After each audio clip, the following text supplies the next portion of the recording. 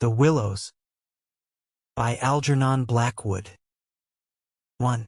After leaving Vienna, and long before you come to Budapest, the Danube enters a region of singular loneliness and desolation, where its waters spread away on all sides regardless of a main channel, and the country becomes a swamp for miles upon miles, covered by a vast sea of low willow bushes.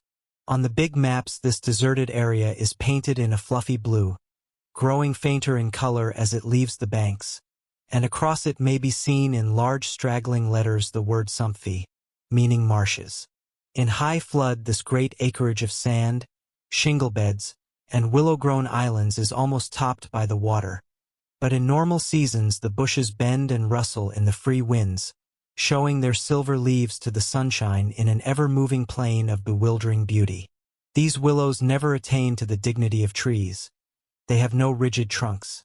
They remain humble bushes with rounded tops and soft outline, swaying on slender stems that answer to the least pressure of the wind.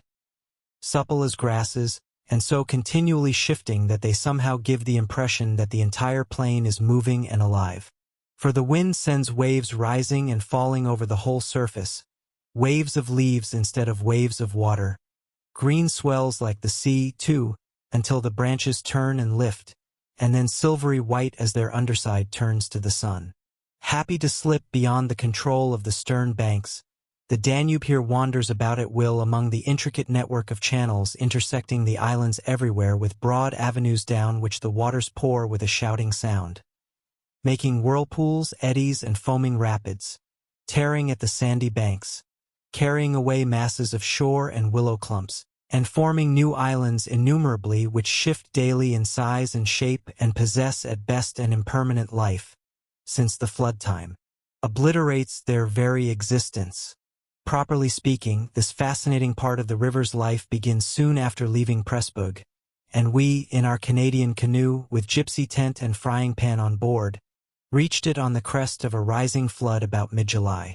That very same morning, when the sky was reddening before sunrise, we had slipped swiftly through still sleeping Vienna, leaving it a couple of hours later a mere patch of smoke against the blue hills of the Wienerwald on the horizon. We had breakfasted below Fischermende under a grove of birch trees roaring in the wind, and had then swept on the tearing current past Orth, Hainburg, Petronell, the old Roman Carnuntum of Marcus Aurelius, and so under the frowning heights of Thelsen on a spur of the Carpathians, where the march steals in quietly from the left and the frontier is crossed between Austria and Hungary. Racing along at 12 kilometers an hour soon took us well into Hungary, and the muddy waters, sure sign of flood, sent us aground on many a shingle bed, and twisted us like a cork in many a sudden belching whirlpool before the towers of Pressburg, Hungarian Potsdam, showed against the sky. And then the canoe, leaping like a spirited horse, flew at top speed under the gray walls, negotiated safely the sunken chain of the Fliegende ferry, turned the corner sharply to the left, and plunged on yellow foam into the wilderness of islands, sandbanks, and swampland beyond, the land of the willows. The change came suddenly, as when a series of bioscope pictures snaps down on the streets of a town and shifts without warning into the scenery of lake and forest.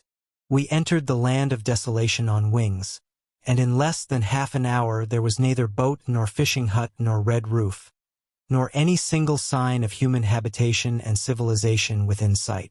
The sense of remoteness from the world of humankind, the utter isolation, the fascination of this singular world of willows, winds, and waters, instantly laid its spell upon us both, so that we allowed laughingly to one another that we ought by rights to have held some special kind of passport to admit us, and that we had, somewhat audaciously, come without asking leave into a separate little kingdom of wonder and magic, a kingdom that was reserved for the use of others who had a right to it, with everywhere unwritten warnings to trespassers for those who had the imagination to discover them. Though still early in the afternoon, the ceaseless buffetings of a most tempestuous wind made us feel weary, and we at once began casting about for a suitable camping ground for the night. But the bewildering character of the islands made landing difficult. The swirling flood carried us inshore and then swept us out again, The willow branches tore our hands as we seized them to stop the canoe, and we pulled many a yard of sandy bank into the water before at length we shot with a great sideways blow from the wind into a backwater and managed to beach the bows in a cloud of spray. Then we lay panting and laughing after our exertions on the hot yellow sand, sheltered from the wind, and in the full blaze of a scorching sun, a cloudless blue sky above, and an immense army of dancing, shouting willow bushes, closing in from all sides, shining with spray and clapping their 1,000 little hands as though to applaud the success of our efforts. "What a river!"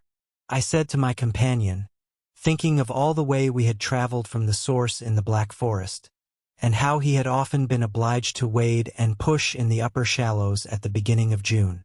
"Won't stand much nonsense now, will it?" he said, pulling the canoe a little farther into safety up the sand, and then composing himself for a nap.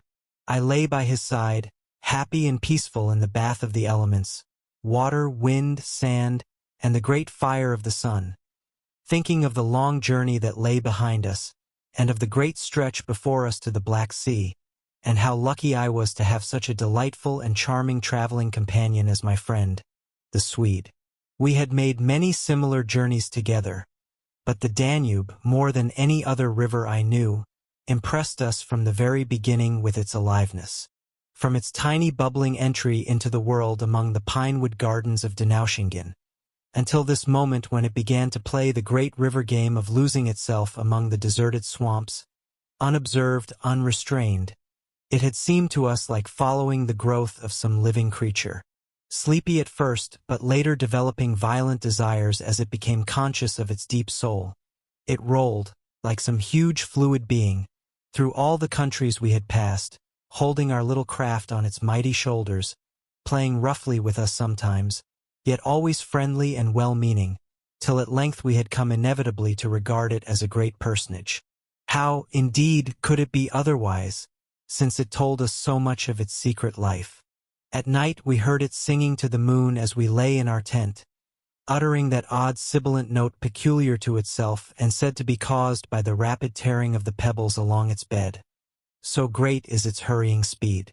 We knew, too, the voice of its gurgling whirlpools, suddenly bubbling up on a surface previously quite calm, the roar of its shallows and swift rapids, its constant steady thundering below all mere surface sounds, and that ceaseless tearing of its icy waters at the banks. How it stood up and shouted when the rains fell flat upon its face, and how its laughter roared out when the wind blew upstream and tried to stop its growing speed. We knew all its sounds and voices, its tumblings and foamings, its unnecessary splashing against the bridges, that self-conscious chatter when there were hills to look on, the affected dignity of its speech when it passed through the little towns, far too important to laugh, and all these faint, sweet whisperings when the sun caught it fairly in some slow curve and poured down upon it till the steam rose. It was full of tricks, too, in its early life before the great world knew it.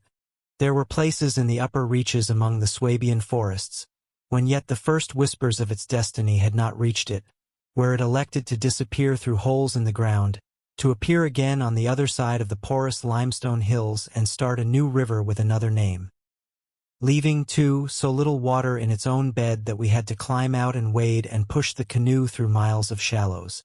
And a chief pleasure, in those early days of its irresponsible youth, was to lie low, like Burr Fox, just before the little turbulent tributaries came to join it from the Alps, and to refuse to acknowledge them when in, but to run for miles side by side, the dividing line well marked, the very levels different, the Danube utterly declining to recognize the newcomer. Below Passau, however, it gave up this particular trick, for there the inn comes in with a thundering power impossible to ignore, and so pushes and incommodes the parent river that there is hardly room for them in the long twisting gorge that follows, and the Danube is shoved this way and that against the cliffs, and forced to hurry itself with great waves and much dashing to and fro in order to get through in time. And during the fight our canoe slipped down from its shoulder to its breast, and had the time of its life among the struggling waves. But the inn taught the old river a lesson, and after Passau it no longer pretended to ignore new arrivals.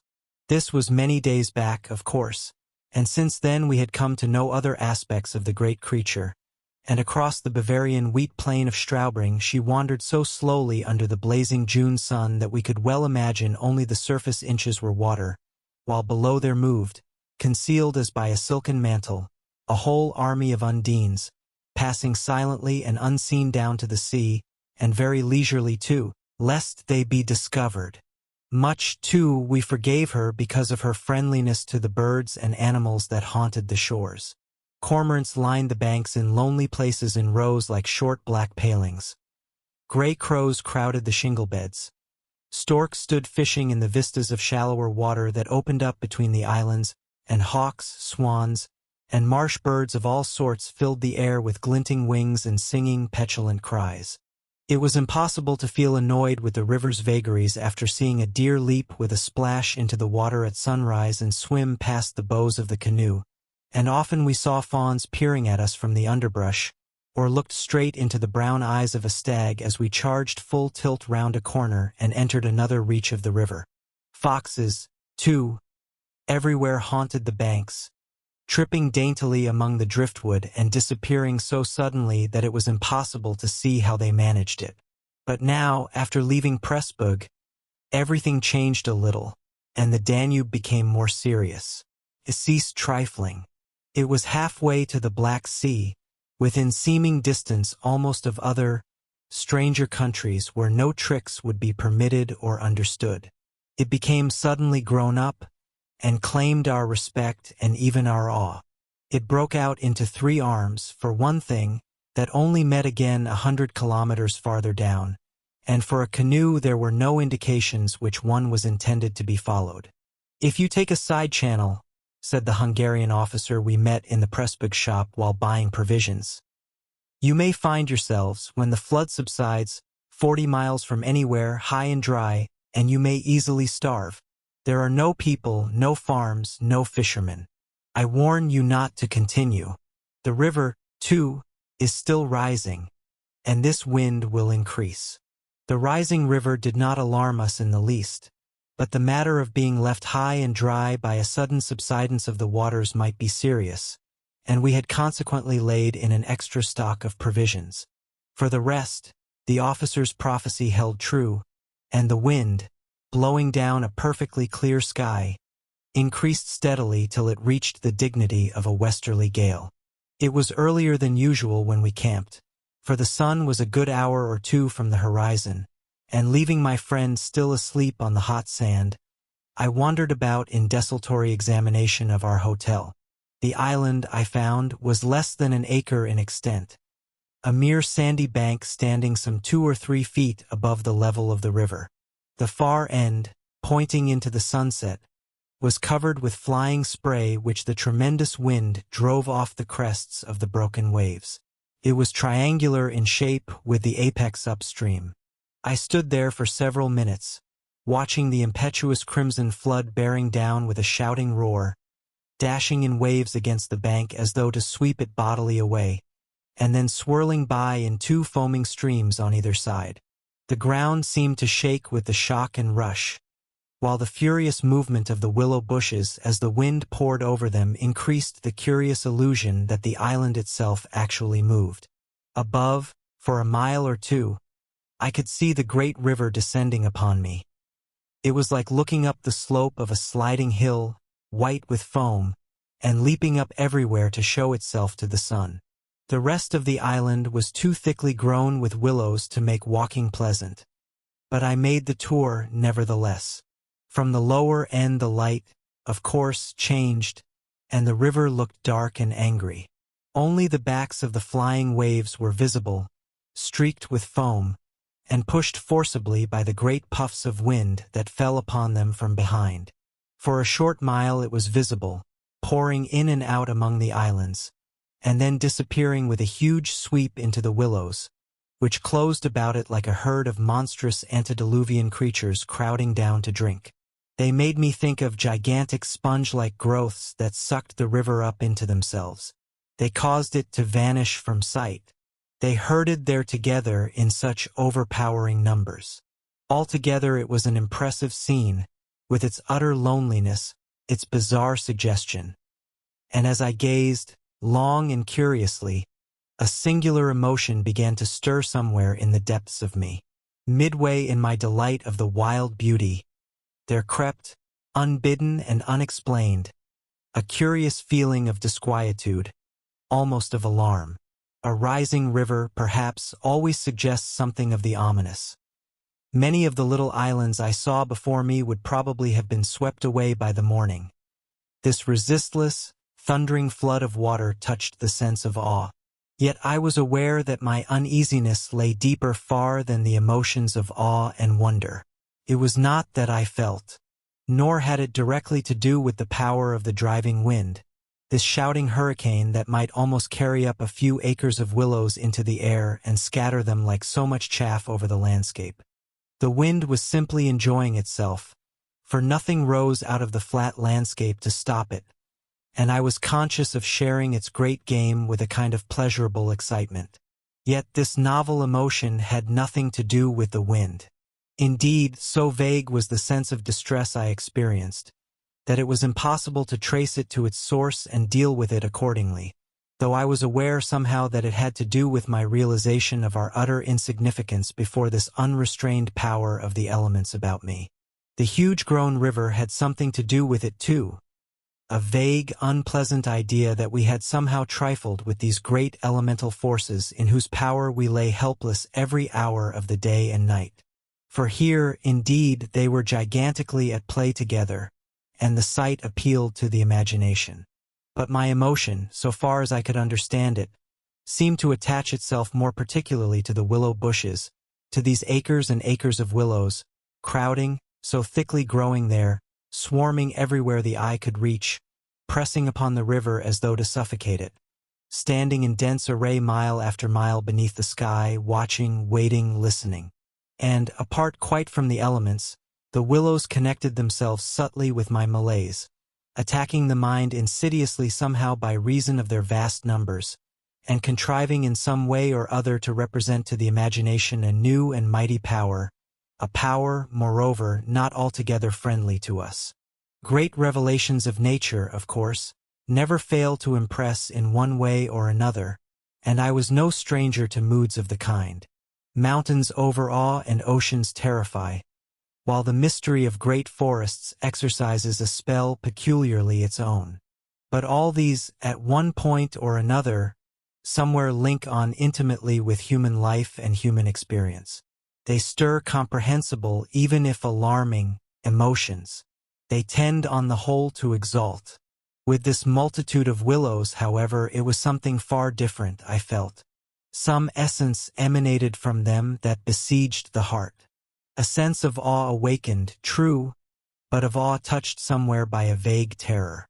Their serried ranks, growing everywhere darker about me as the shadows deepened, moving furiously yet softly in the wind, woke in me the curious and unwelcome suggestion that we had trespassed here upon the borders of an alien world, a world where we were intruders, a world where we were not wanted or invited to remain, where we ran grave risks perhaps.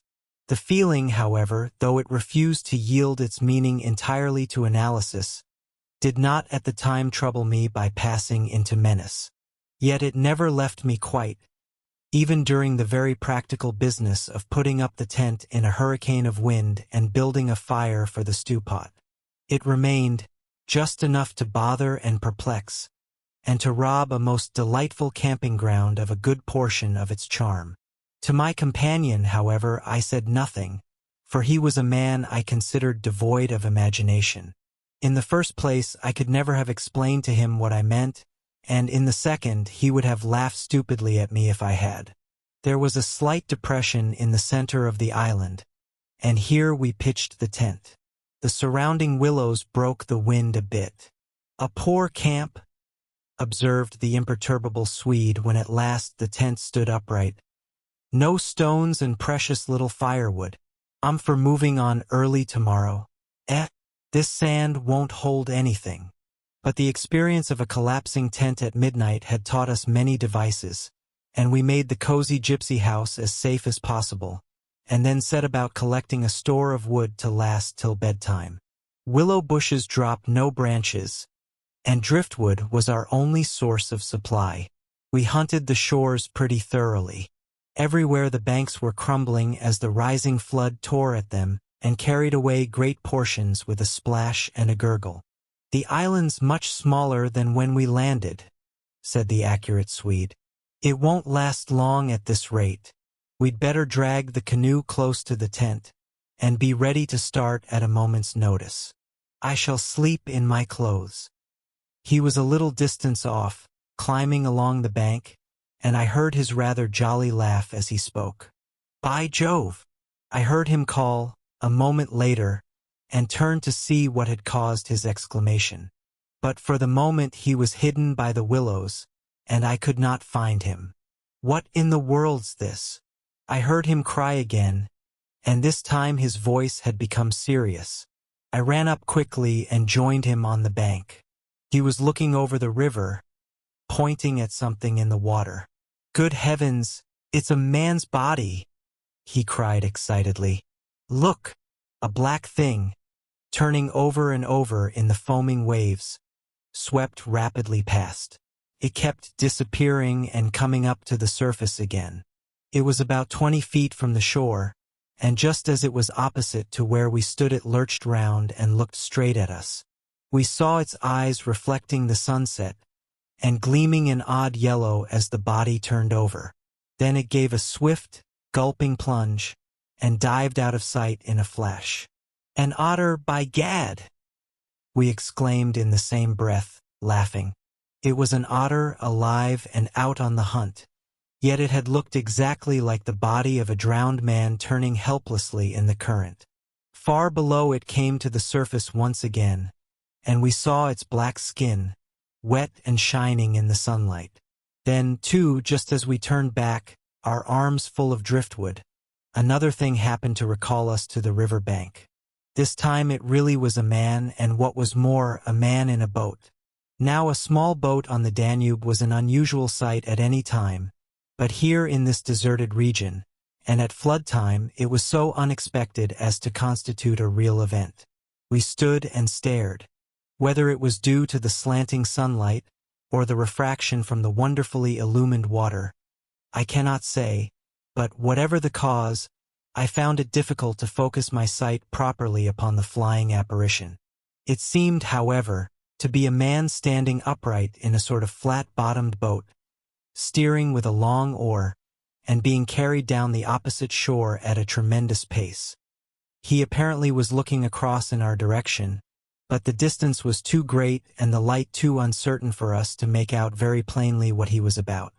It seemed to me that he was gesticulating and making signs at us.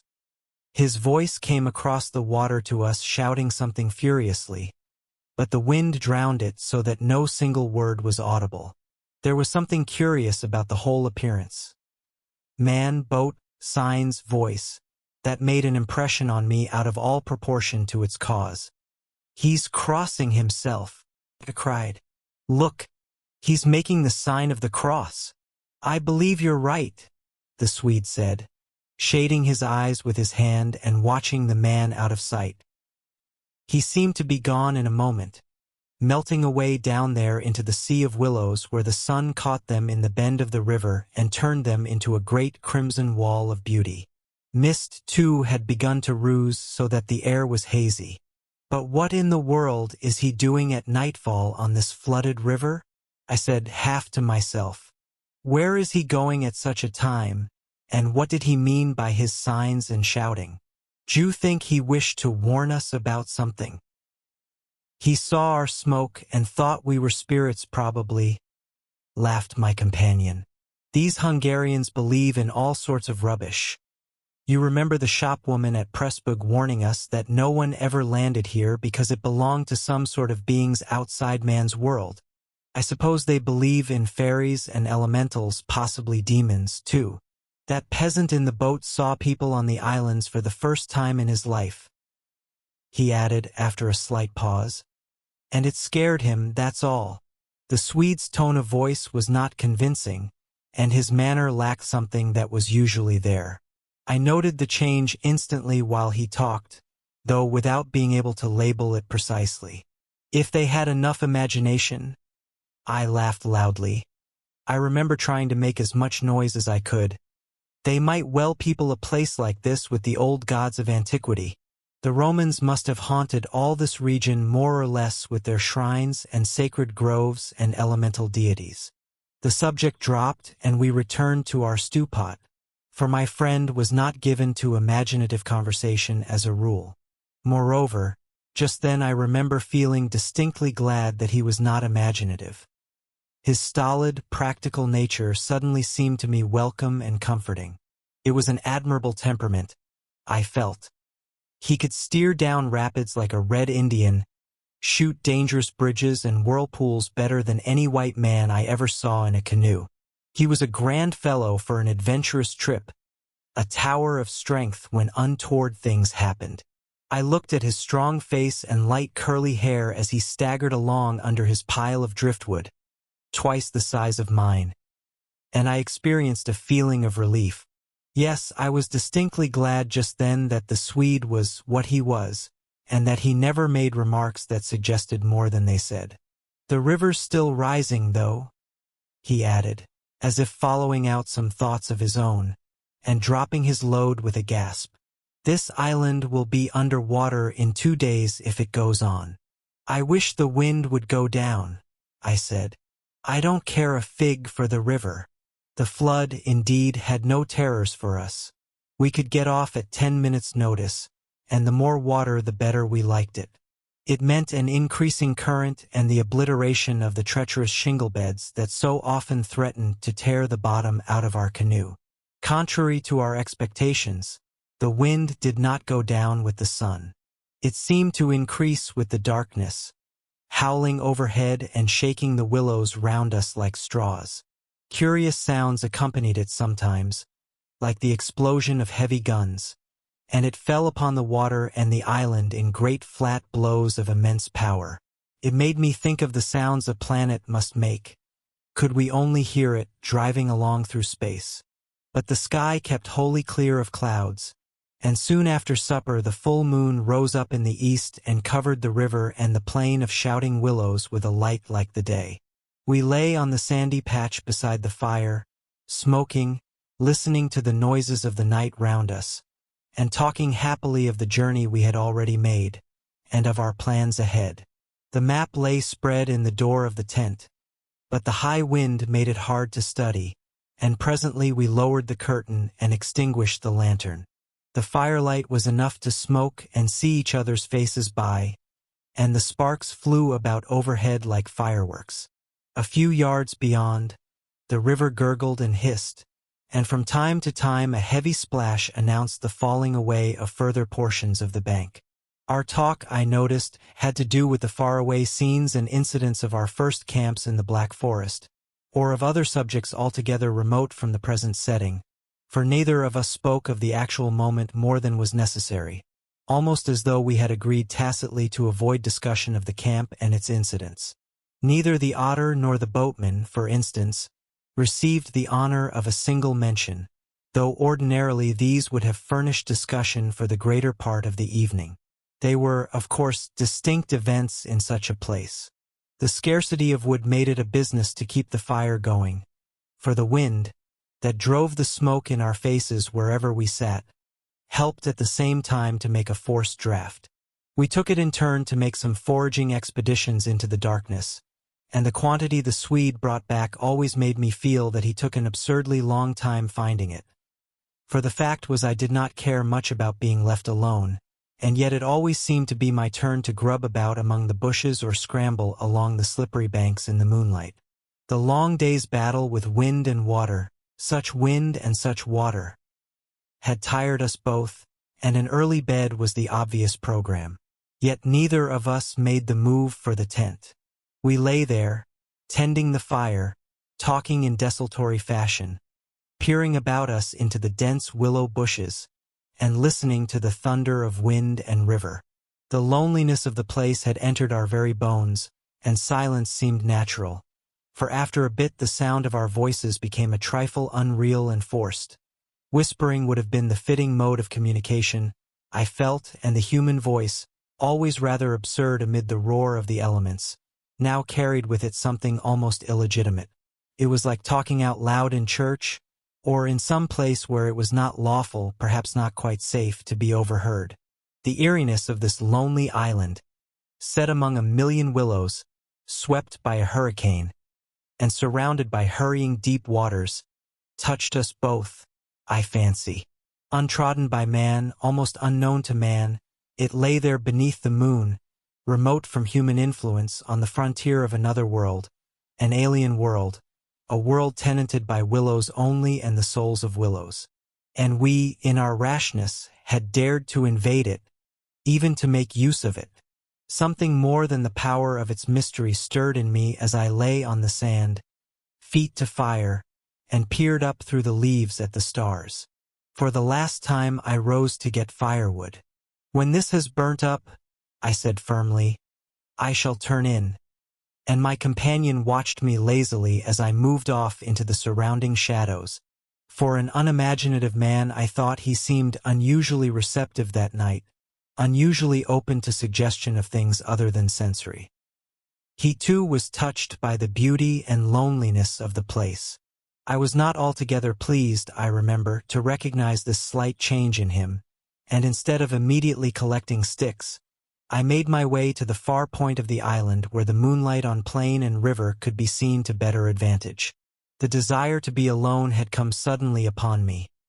My former dread returned in force. There was a vague feeling in me I wished to face and probe to the bottom.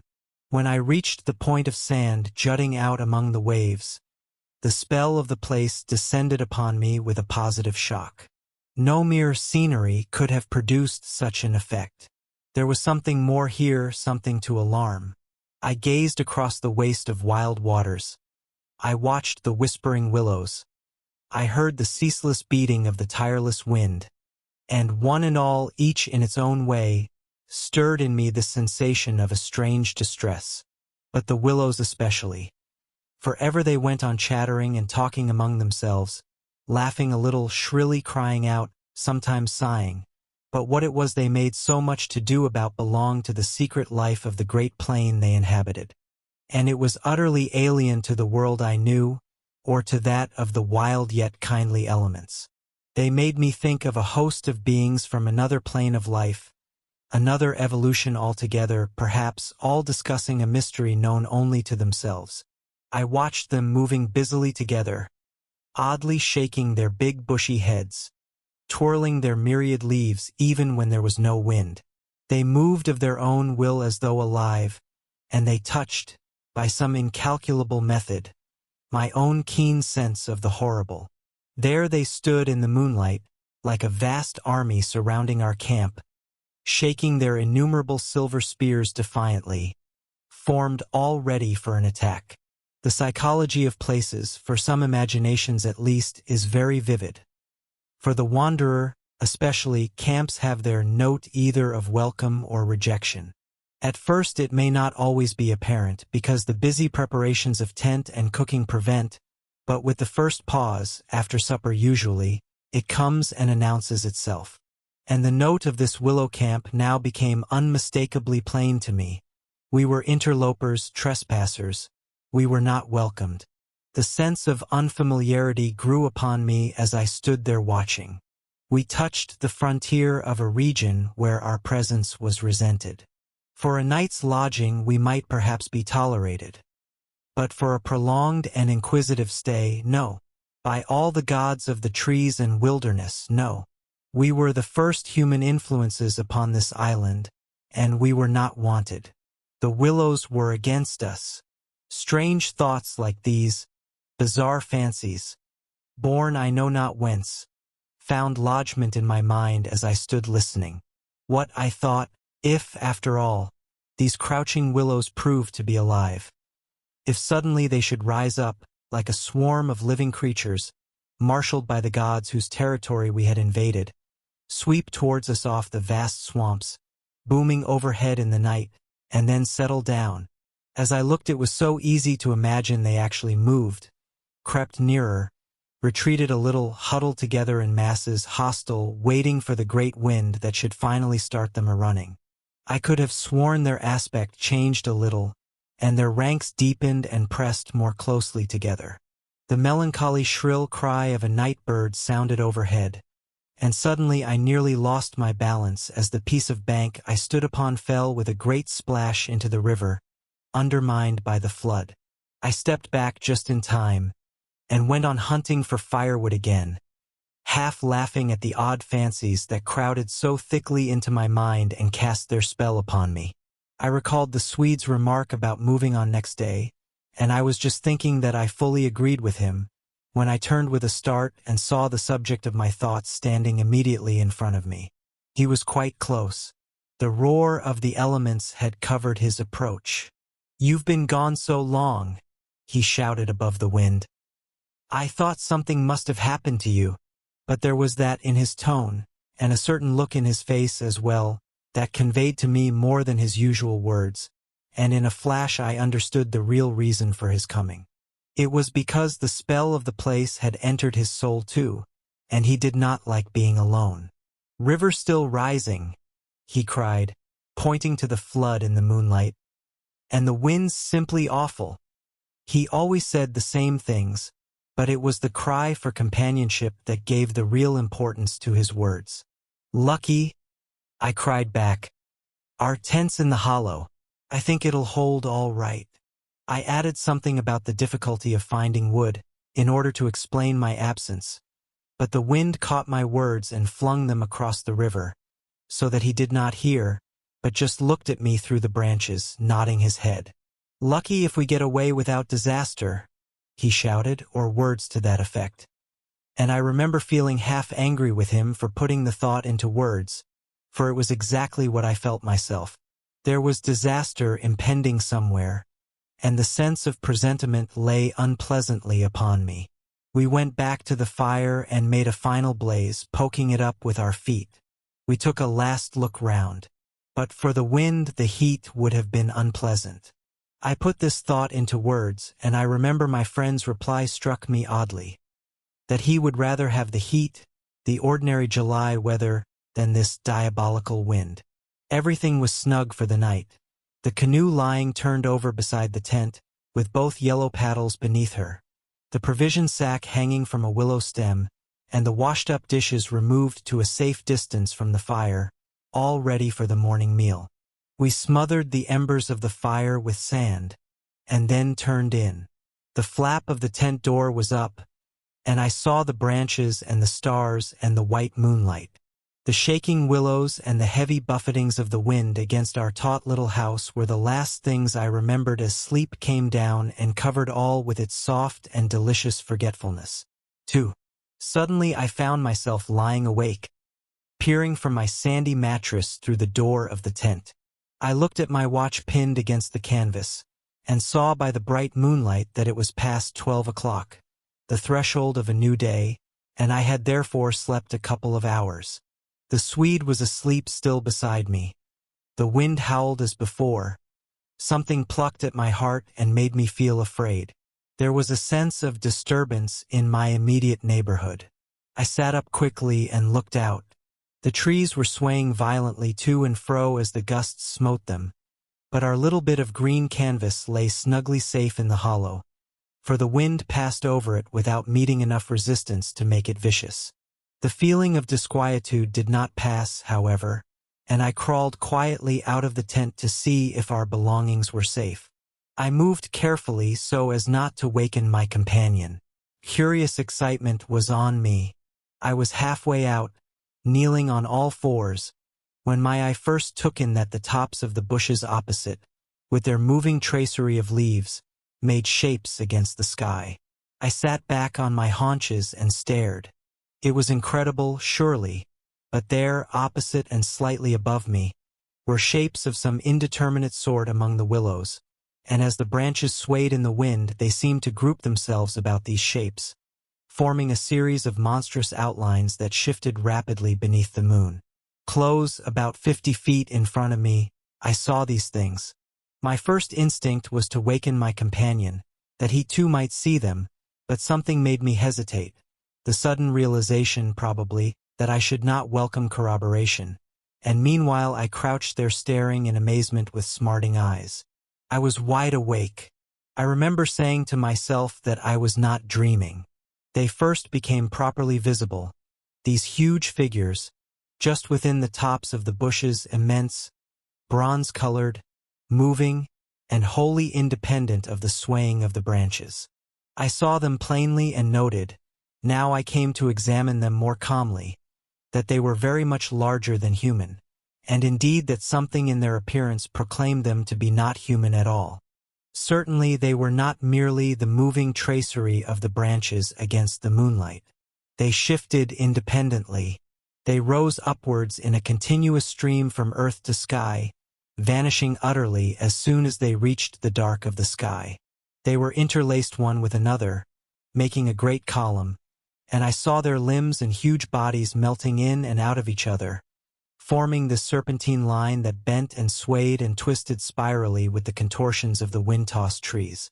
They were nude, fluid shapes, passing up the bushes, within the leaves almost rising up in a living column into the heavens. Their faces I never could see. Unceasingly they poured upwards, swaying in great bending curves, with a hue of dull bronze upon their skins. I stared, trying to force every atom of vision from my eyes. For a long time I thought they must every moment disappear and resolve themselves into the movements of the branches and prove to be an optical illusion. I searched everywhere for a proof of reality, when all the while I understood quite well that the standard of reality had changed. For the longer I looked, the more certain I became that these figures were real and living, though perhaps not according to the standards that the camera and the biologist would insist upon. Far from feeling fear, I was possessed with a sense of awe and wonder such as I have never known. I seemed to be gazing at the personified elemental forces of this haunted and primeval region. Our intrusion had stirred the powers of the place into activity. It was we who were the cause of the disturbance, and my brain filled to bursting with stories and legends of the spirits and deities of places that have been acknowledged and worshipped by men in all ages of the world's history. But before I could arrive at any possible explanation, something impelled me to go farther out, and I crept forward on the sand and stood upright. I felt the ground still warm under my bare feet. The wind tore at my hair and face, and the sound of the river burst upon my ears with a sudden roar. These things I knew were real and proved that my senses were acting normally.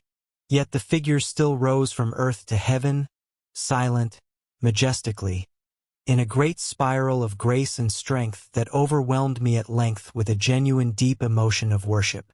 I felt that I must fall down and worship, absolutely worship.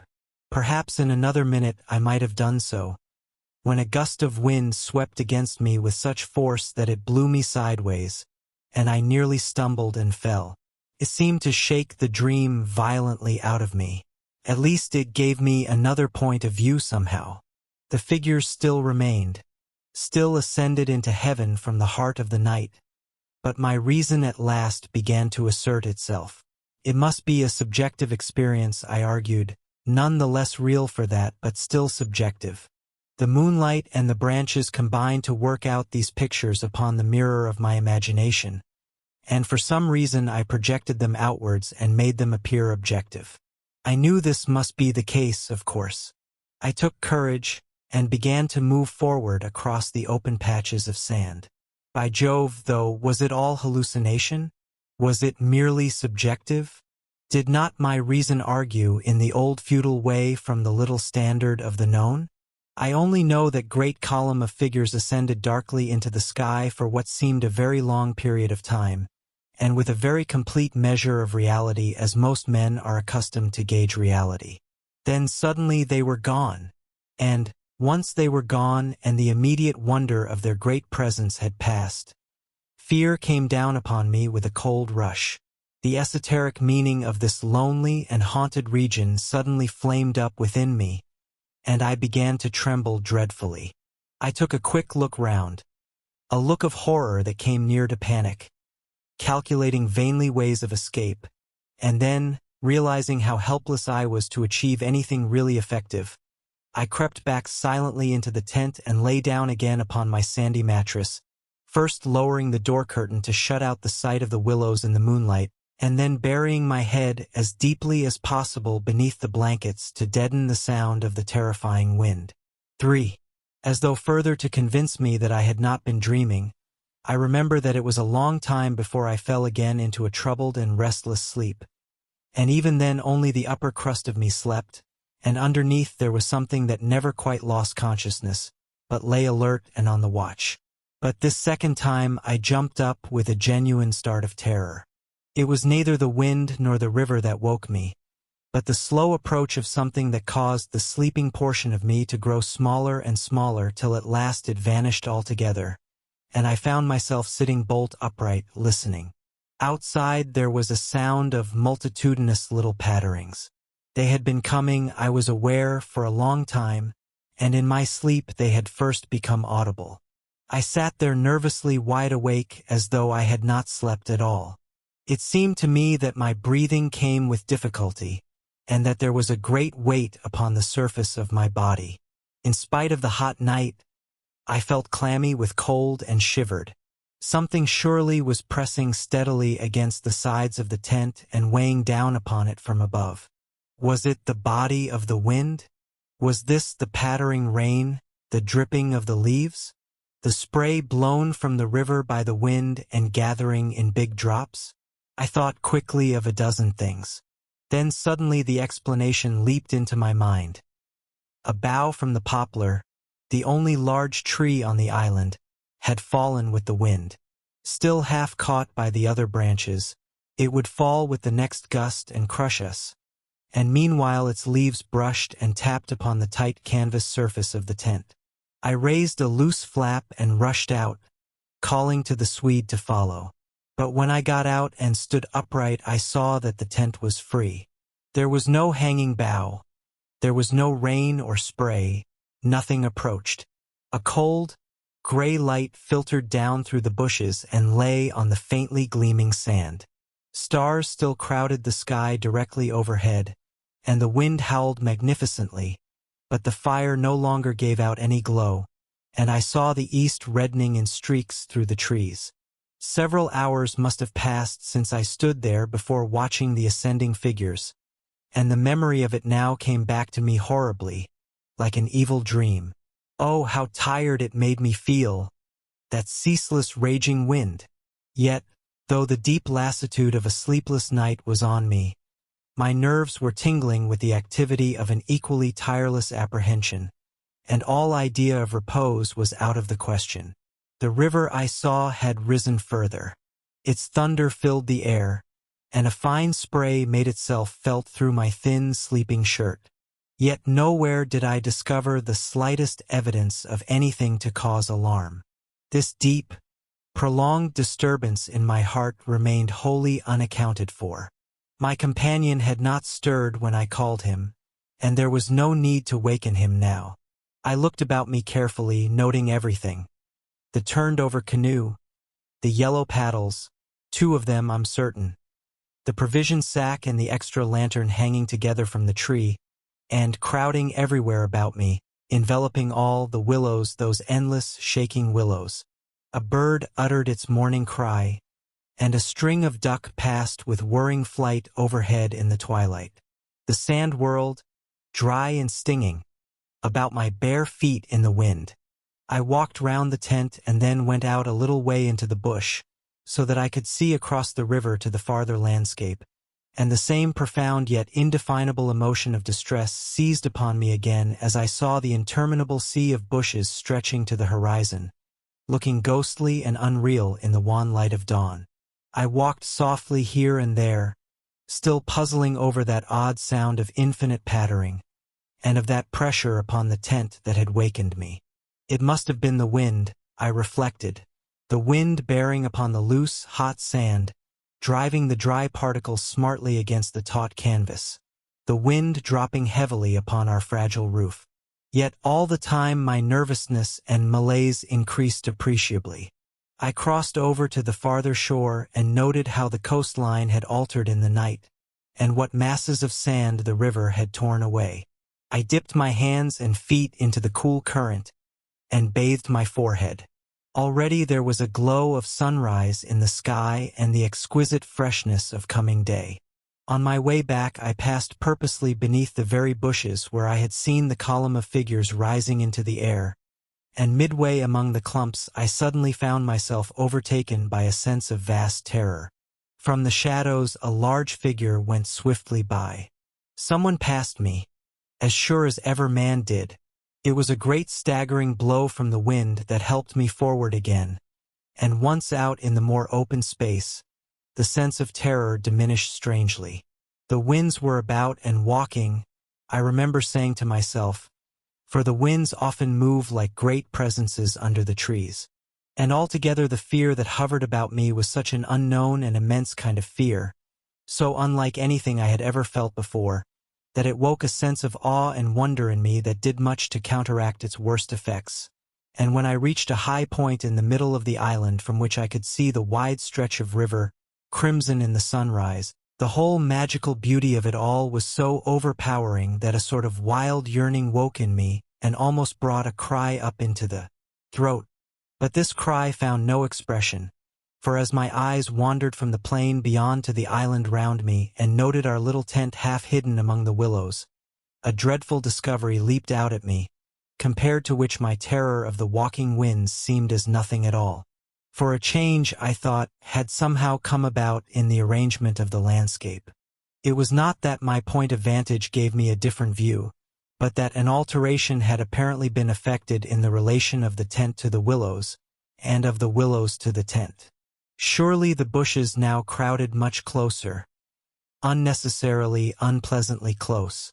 They had moved nearer, creeping with silent feet over the shifting sands, drawing imperceptibly nearer by soft, unhurried movements.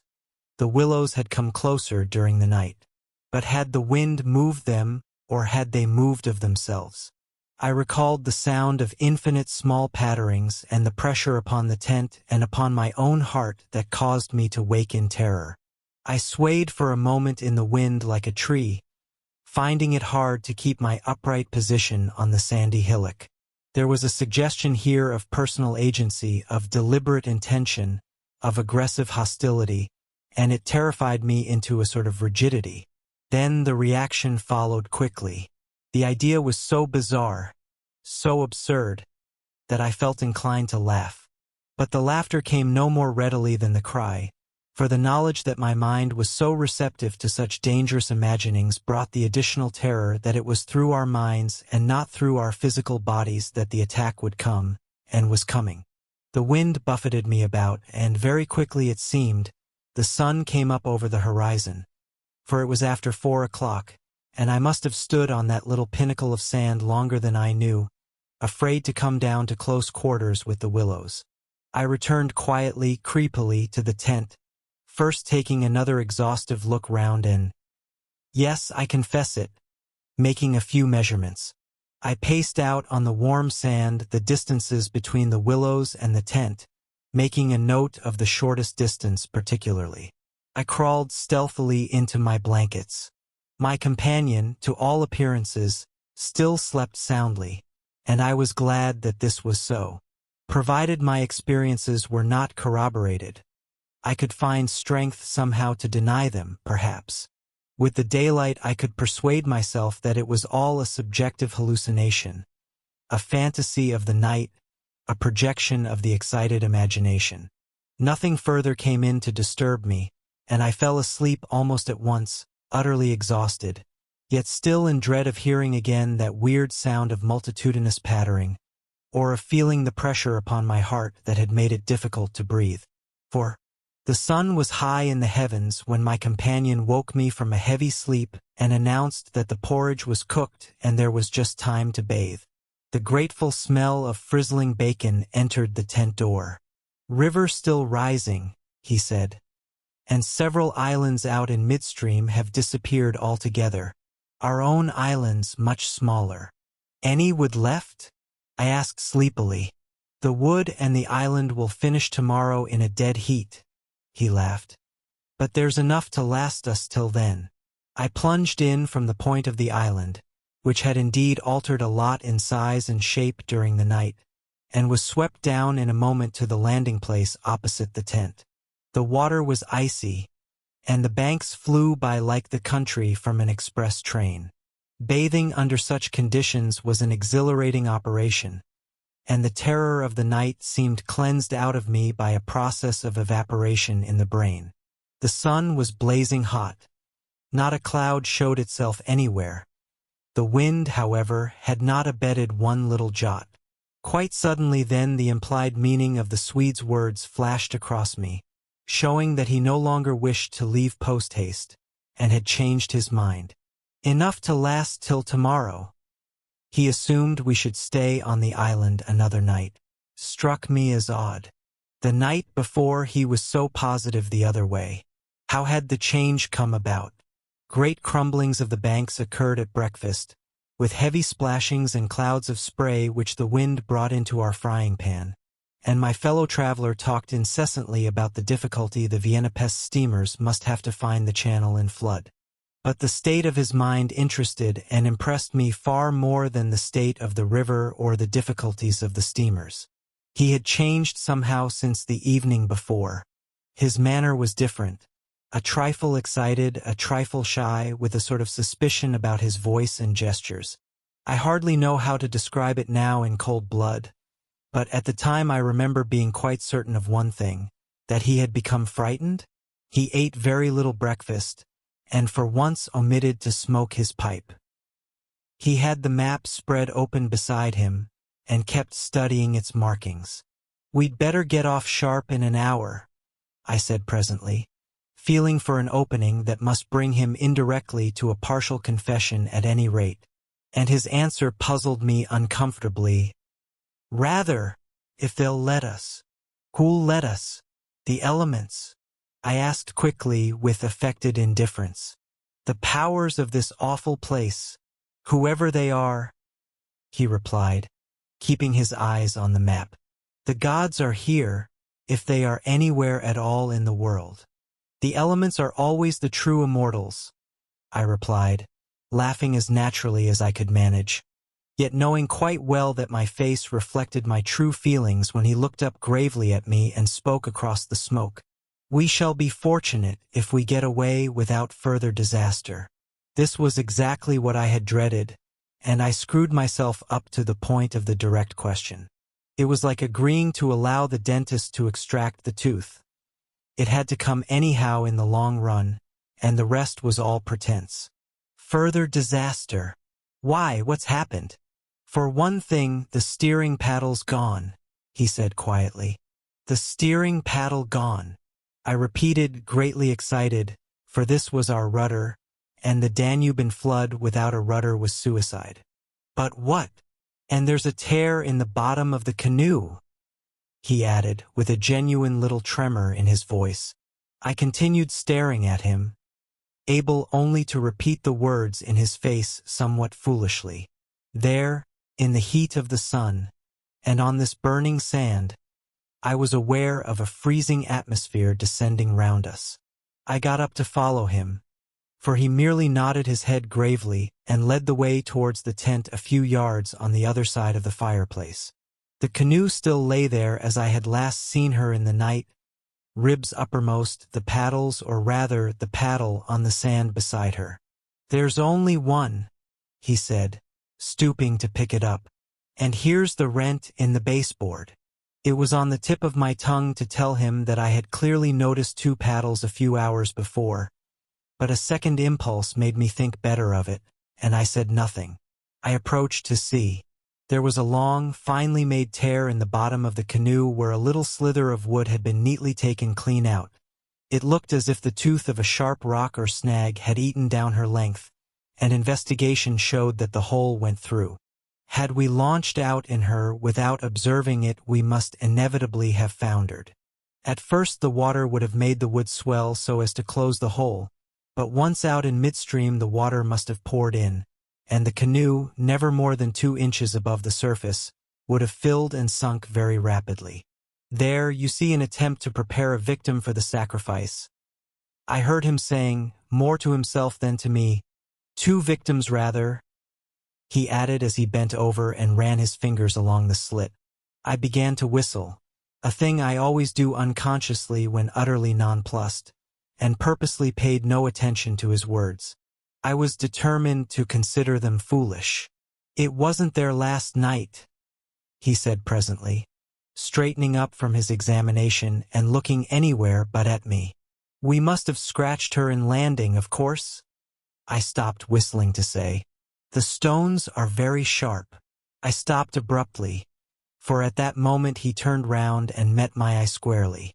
I knew just as well as he did how impossible my explanation was. There were no stones, to begin with. "And then there's this to explain too," he added quietly, handing me the paddle and pointing to the blade. A new and curious emotion spread freezingly over me as I took and examined it. The blade was scraped down all over, beautifully scraped, as though someone had sandpapered it with care, making it so thin that the first vigorous stroke must have snapped it off at the elbow. "One of us walked in his sleep and did this thing," I said feebly. Or it has been filed by the constant stream of sand particles blown against it by the wind, perhaps." "Ah," said the Swede, turning away, laughing a little. "You can explain everything. The same wind that caught the steering paddle and flung it so near the bank that it fell in with the next lump that crumbled." I called out after him, absolutely determined to find an explanation for everything he showed me. "I see," he shouted back, turning his head to look at me before disappearing among the willow bushes. Once alone with these perplexing evidences of personal agency, I think my first thoughts took the form of one of us must have done this thing, and it certainly was not I. But my second thought decided how impossible it was to suppose, under all the circumstances, that either of us had done it. That my companion, the trusted friend of a dozen similar expeditions, could have knowingly had a hand in it, was a suggestion not to be entertained for a moment.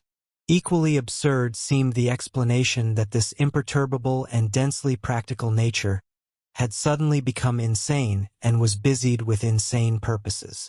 Yet the fact remained that what disturbed me most, and kept my fear actively alive even in this blaze of sunshine and wild beauty, was the clear certainty that some curious alteration had come about in his mind, that he was nervous, timid, suspicious, aware of goings-on he did not speak about, watching a series of secret and hitherto unmentionable events, waiting, in a word, for a climax that he expected and, I thought, expected very soon.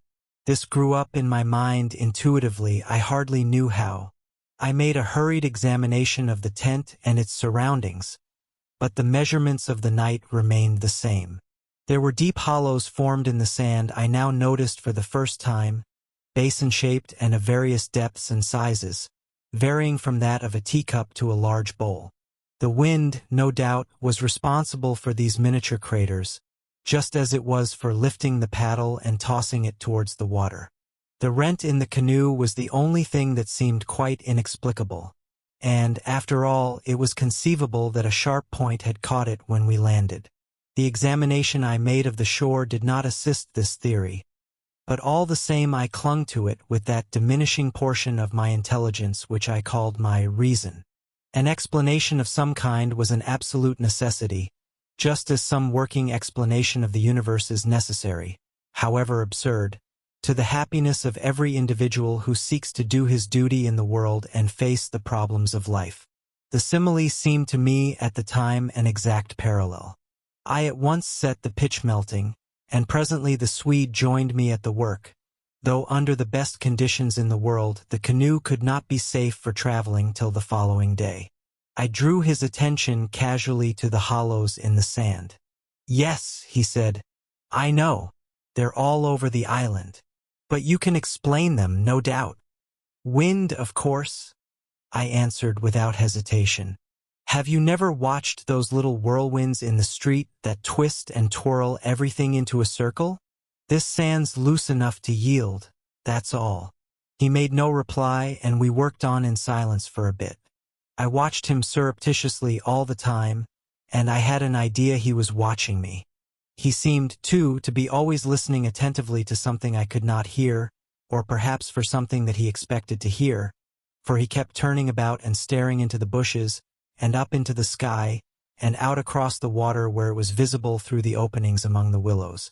Sometimes he even put his hand to his ear and held it there for several minutes. He said nothing to me, however, about it, and I asked no questions. And meanwhile, as he mended that torn canoe with the skill and address of a Red Indian, I was glad to notice his absorption in the work, for there was a vague dread in my heart that he would speak of the changed aspect of the willows.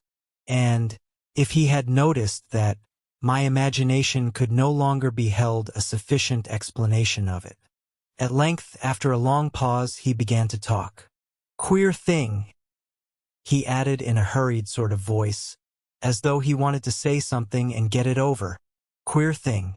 I mean, about that otter last night. I had expected something so totally different that he caught me with surprise, and I looked up sharply. Shows how lonely this place is. Otters are awfully shy things." "I don't mean that, of course," he interrupted. "I mean, did you think it really was an otter? What else? In the name of heaven, what else? You know, I saw it before you did, and at first it seemed so much bigger than an otter. The sunset as you looked upstream magnified it or something," I replied. He looked at me absently a moment, as though his mind were busy with other thoughts. "It had such extraordinary yellow eyes," he went on half to himself. "That was the sun too." I laughed, a trifle boisterously. "I suppose you'll wonder next if that fellow in the boat—" I suddenly decided not to finish the sentence. He was in the act again of listening, turning his head to the wind, and something in the expression of his face made me halt. The subject dropped, and we went on with our caulking. Apparently he had not noticed my unfinished sentence. 5 minutes later, however, he looked at me across the canoe, the smoking pitch in his hand, his face exceedingly grave. "I did rather wonder, if you want to know," he said slowly, "what that thing in the boat was. I remember thinking at the time it was not a man. The whole business seemed to rise quite suddenly out of the water." I laughed again boisterously in his face, but this time there was impatience, and a strain of anger too in my feeling. "Look here now," I cried. "This place is quite queer enough without going out of our way to imagine things. That boat was an ordinary boat, and the man in it was an ordinary man, and they were both going downstream as fast as they could lick. And that otter was an otter, so don't let's play the fool about it."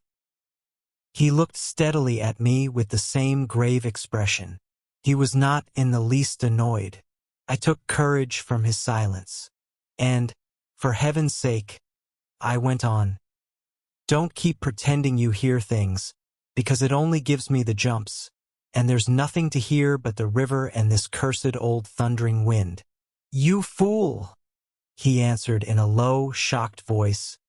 "You utter fool. That's just the way all victims talk. As if you didn't understand just as well as I do." He sneered with scorn in his voice, and a sort of resignation. "The best thing you can do is to keep quiet and try to hold your mind as firm as possible. This feeble attempt at self-deception only makes the truth harder when you're forced to meet it."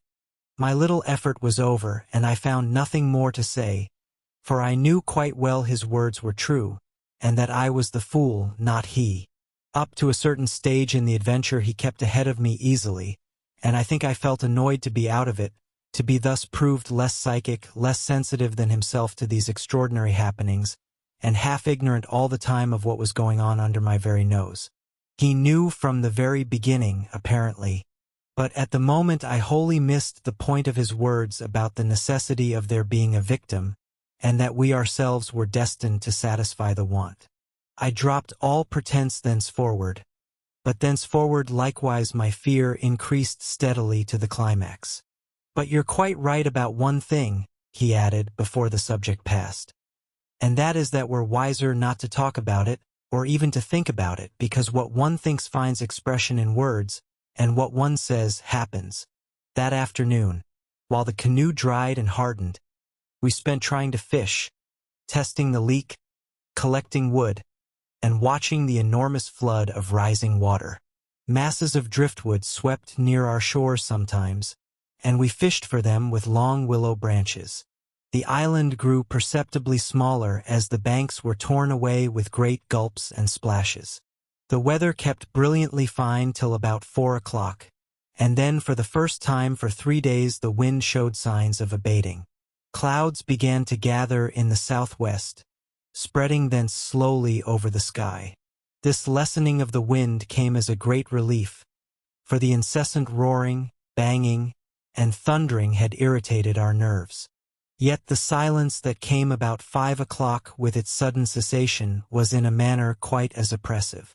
The booming of the river had everything in its own way then. It filled the air with deep murmurs, more musical than the wind noises, but infinitely more monotonous.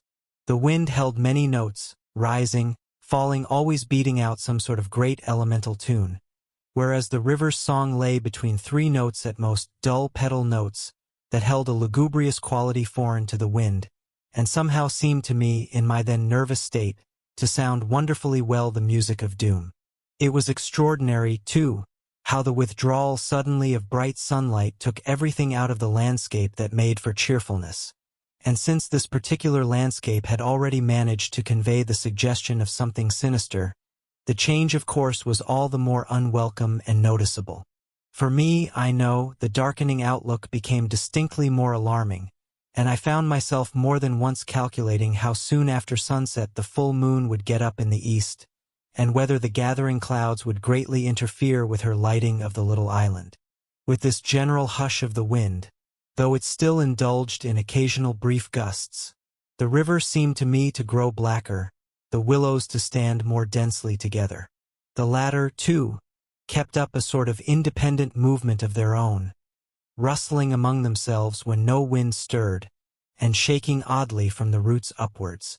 When common objects in this way become charged with the suggestion of horror, they stimulate the imagination far more than things of unusual appearance. And these bushes, crowding huddled about us, assumed for me in the darkness a bizarre grotesquerie of appearance that lent to them somehow the aspect of purposeful and living creatures.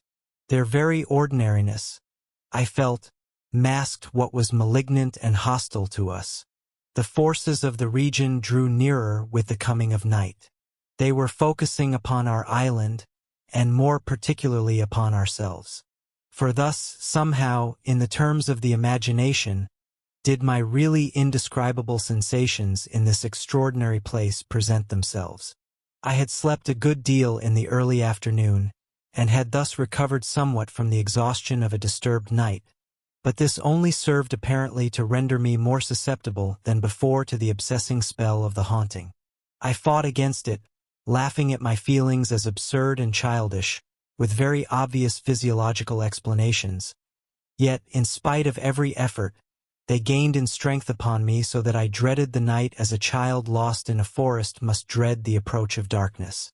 The canoe we had carefully covered with a waterproof sheet during the day, and the one remaining paddle had been securely tied by the Swede to the base of a tree, lest the wind should rob us of that too.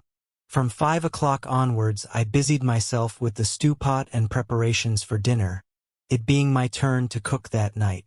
We had potatoes, onions, bits of bacon fat to add flavor, and a general thick residue from former stews at the bottom of the pot. With black bread broken up into it, the result was most excellent, and it was followed by a stew of plums with sugar and a brew of strong tea with dried milk. A good pile of wood lay close at hand, and the absence of wind made my duties easy. My companion sat lazily watching me, dividing his attentions between cleaning his pipe and giving useless advice, an admitted privilege of the off-duty man. He had been very quiet all the afternoon, engaged in recaulking the canoe, strengthening the tent ropes, and fishing for driftwood while I slept. No more talk about undesirable things had passed between us, and I think his only remarks had to do with the gradual destruction of the island, which he declared was not fully a third smaller than when we first landed. The pot had just begun to bubble when I heard his voice calling to me from the bank, where he had wandered away without my noticing. I ran up. "Come and listen," he said, "and see what you make of it." He held his hand cupwise to his ear, as so often before. "Now do you hear anything?" he asked, watching me curiously. We stood there, listening attentively together. At first I heard only the deep note of the water and the hissings rising from its turbulent surface. The willows, for once, were motionless and silent. Then a sound began to reach my ears faintly, a peculiar sound, something like the humming of a distant gong. It seemed to come across to us in the darkness from the waste of swamps and willows opposite. It was repeated at regular intervals, but it was certainly neither the sound of a bell nor the hooting of a distant steamer. I can liken it to nothing so much as to the sound of an immense gong, suspended far up in the sky, repeating incessantly its muffled metallic note, soft and musical, as it was repeatedly struck. My heart quickened as I listened. "I've heard it all day," said my companion. "While you slept this afternoon, it came all round the island. I hunted it down, but could never get near enough to localize it correctly. Sometimes it was overhead, and sometimes it seemed under the water. Once or twice, too, I could have sworn it was not outside at all, but within myself, the way a sound in the fourth dimension is supposed to come."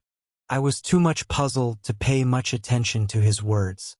I listened carefully, striving to associate it with any known familiar sound I could think of, but without success. It changed in the direction, too, coming nearer, and then sinking utterly away into remote distance.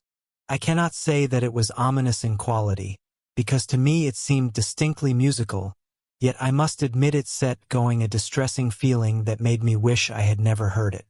"The wind blowing in those sand funnels," I said, determined to find an explanation. "Or the bushes rubbing together after the storm, perhaps." "It comes off the whole swamp," my friend answered. "It comes from everywhere at once." He ignored my explanations. "It comes from the willow bushes somehow." "But now the wind has dropped," I objected. "The willows can hardly make a noise by themselves, can they?" His answer frightened me, first because I had dreaded it, and secondly because I knew intuitively it was true. "It is because the wind has dropped we now hear it. It was drowned before. It is the cry, I believe, of the—" I dashed back to my fire, warned by the sound of bubbling that the stew was in danger, but determined at the same time to escape further conversation. I was resolute, if possible, to avoid the exchanging of views. I dreaded, too, that he would begin about the gods, or the elemental forces, or something else disquieting, and I wanted to keep myself well in hand for what might happen later. There was another night to be faced before we escaped from this distressing place, and there was no knowing yet what it might bring forth. "Come and cut up bread for the pot," I called to him, vigorously stirring the appetizing mixture. That stew pot held sanity for us both, and the thought made me laugh. He came over slowly and took the provision sack from the tree, fumbling in its mysterious depths, and then emptying the entire contents upon the ground sheet at his feet. "Hurry up," I cried. "It's boiling." The Swede burst out into a roar of laughter that startled me. It was forced laughter, not artificial exactly, but mirthless. "There's nothing here," he shouted, holding his sides. "Bread, I mean, it's gone. There is no bread. They've taken it." I dropped the long spoon and ran up. Everything the sack had contained lay upon the ground sheet, but there was no loaf. The whole dead weight of my growing fear fell upon me and shook me. Then I burst out laughing too.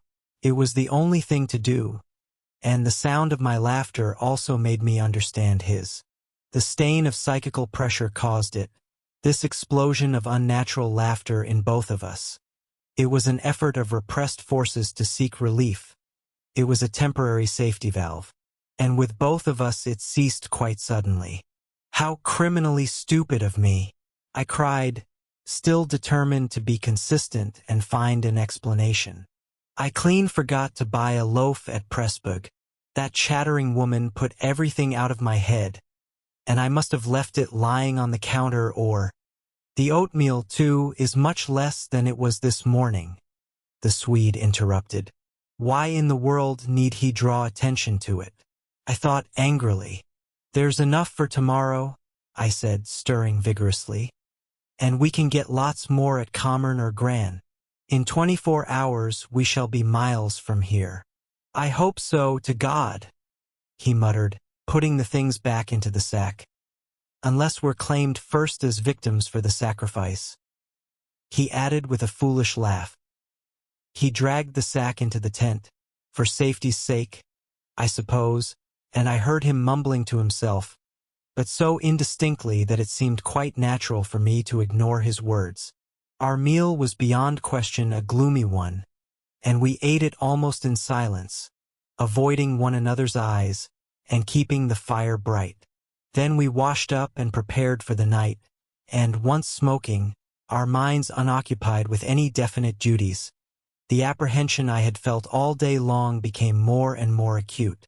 It was not then active fear, I think, but the very vagueness of its origin distressed me far more than if I had been able to tick it and face it squarely.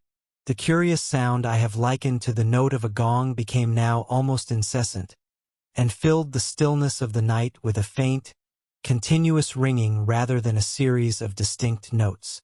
At one time it was behind and at another time in front of us. Sometimes I fancied it came from the bushes on our left, and then again from the clumps on our right. More often it hovered directly overhead like the whirring of wings.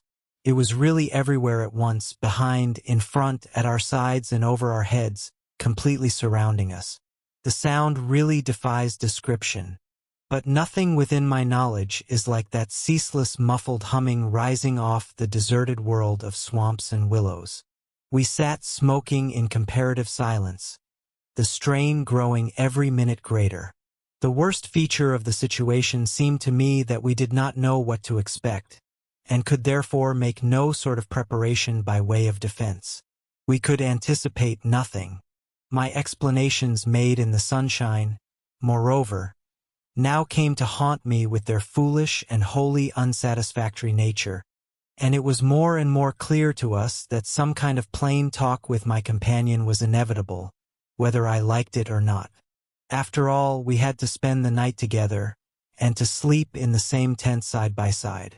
I saw that I could not get along much longer without the support of his mind, and for that, of course, plain talk was imperative.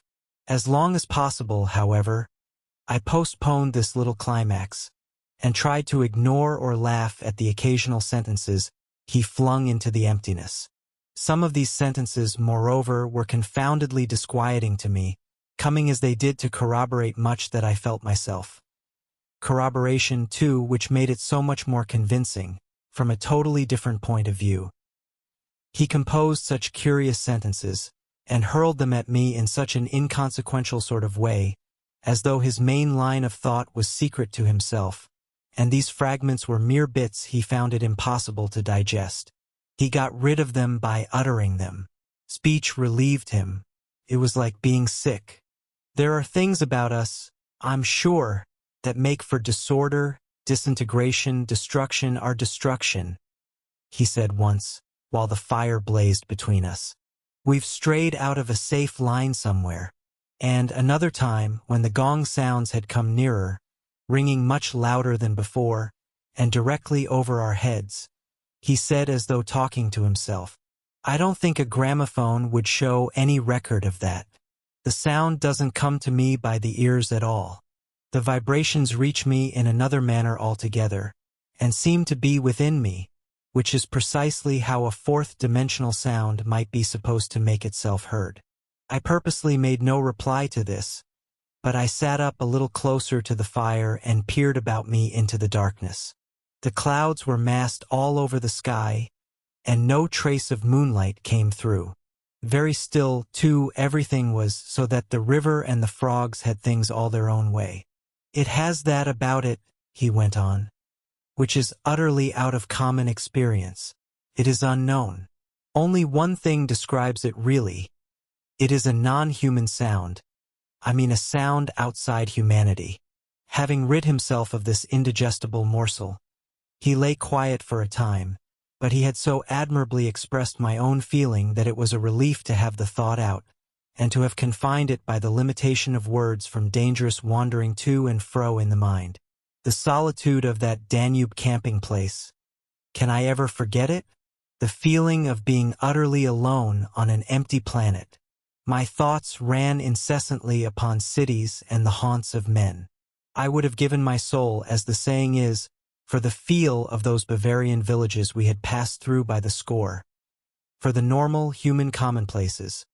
Peasants drinking beer, tables beneath the trees, hot sunshine, and a ruined castle on the rocks behind the red-roofed church. Even the tourists would have been welcome. Yet what I felt of dread was no ordinary ghostly fear.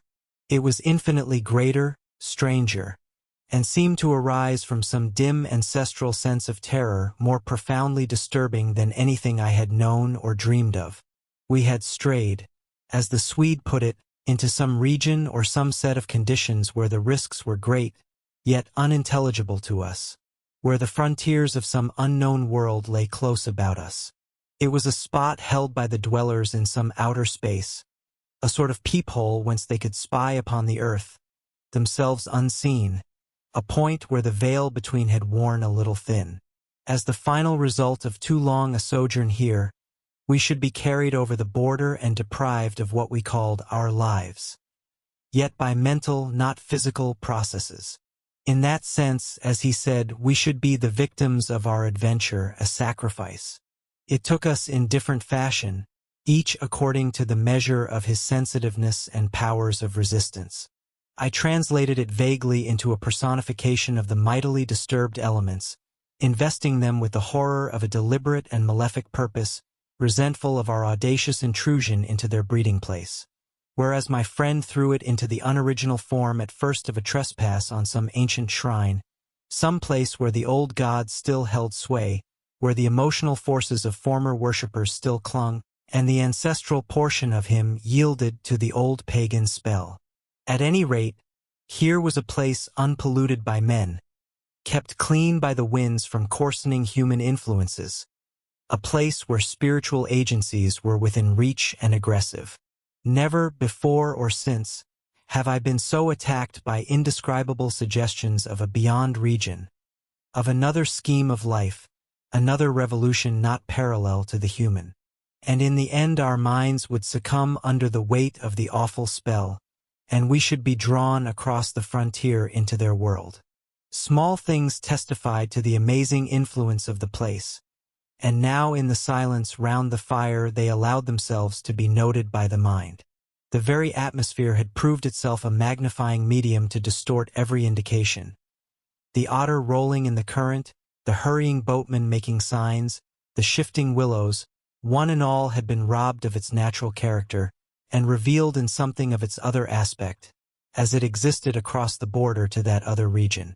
And this changed aspect I felt was now not merely to me but to the race. The whole experience whose verge we touched was unknown to humanity at all. It was a new order of experience, and in the true sense of the word unearthly. It's the deliberate, calculating purpose that reduces one's courage to zero, the Swede said suddenly, as if he had been actually following my thoughts. Otherwise imagination might count for much. But the paddle, the canoe, the lessening food. Haven't I explained all that once? I interrupted viciously. You have, he answered dryly. You have indeed. He made other remarks too, as usual, about what he called the plain determination to provide a victim. But having now arranged my thoughts better, I recognized that this was simply the cry of his frightened soul against the knowledge that he was being attacked in a vital part, and that he would be somehow taken or destroyed. The situation called for a courage and calmness of reasoning that neither of us could compass, and I have never before been so clearly conscious of two persons in me, the one that explained everything, and the other that laughed at such foolish explanations, yet was horribly afraid. Meanwhile, in the pitchy night the fire died down and the wood pile grew small. Neither of us moved to replenish the stock, and the darkness consequently came up very close to our faces. A few feet beyond the circle of firelight it was inky black. Occasionally a stray puff of wind set the willows shivering about us, but apart from this not very welcome sound a deep and depressing silence reigned, broken only by the gurgling of the river and the humming in the air overhead. We both missed, I think, the shouting company of the winds. At length, at a moment when a stray puff prolonged itself as though the wind were about to rise again, I reached the point for me of saturation, the point where it was absolutely necessary to find relief in plain speech, or else to betray myself by some hysterical extravagance that must have been far worse in its effect upon both of us. I kicked the fire into a blaze and turned to my companion abruptly. He looked up with a start. "I can't disguise it any longer," I said. "I don't like this place, and the darkness, and the noises, and the awful feelings I get. There's something here that beats me utterly. I'm in a blue funk, and that's the plain truth. If the other shore was different, I swear I'd be inclined to swim for it." The Swede's face turned very white beneath the deep tan of sun and wind. He stared straight at me and answered quietly, but his voice betrayed his huge excitement by its unnatural calmness. For the moment, at any rate, he was the strong man of the two. He was more phlegmatic, for one thing. "It's not a physical condition we can escape from by running away," he replied, in the tone of a doctor diagnosing some grave disease. "We must sit tight and wait. There are forces close here that could kill a herd of elephants in a second as easily as you or I could squash a fly. Our only chance is to keep perfectly still. Our insignificance, perhaps, may save us." I put a dozen questions into my expression of face, but found no words. It was precisely like listening to an accurate description of a disease whose symptoms had puzzled me. I mean that so far, although aware of our disturbing presence, they have not found us, not located us, as the Americans say. He went on.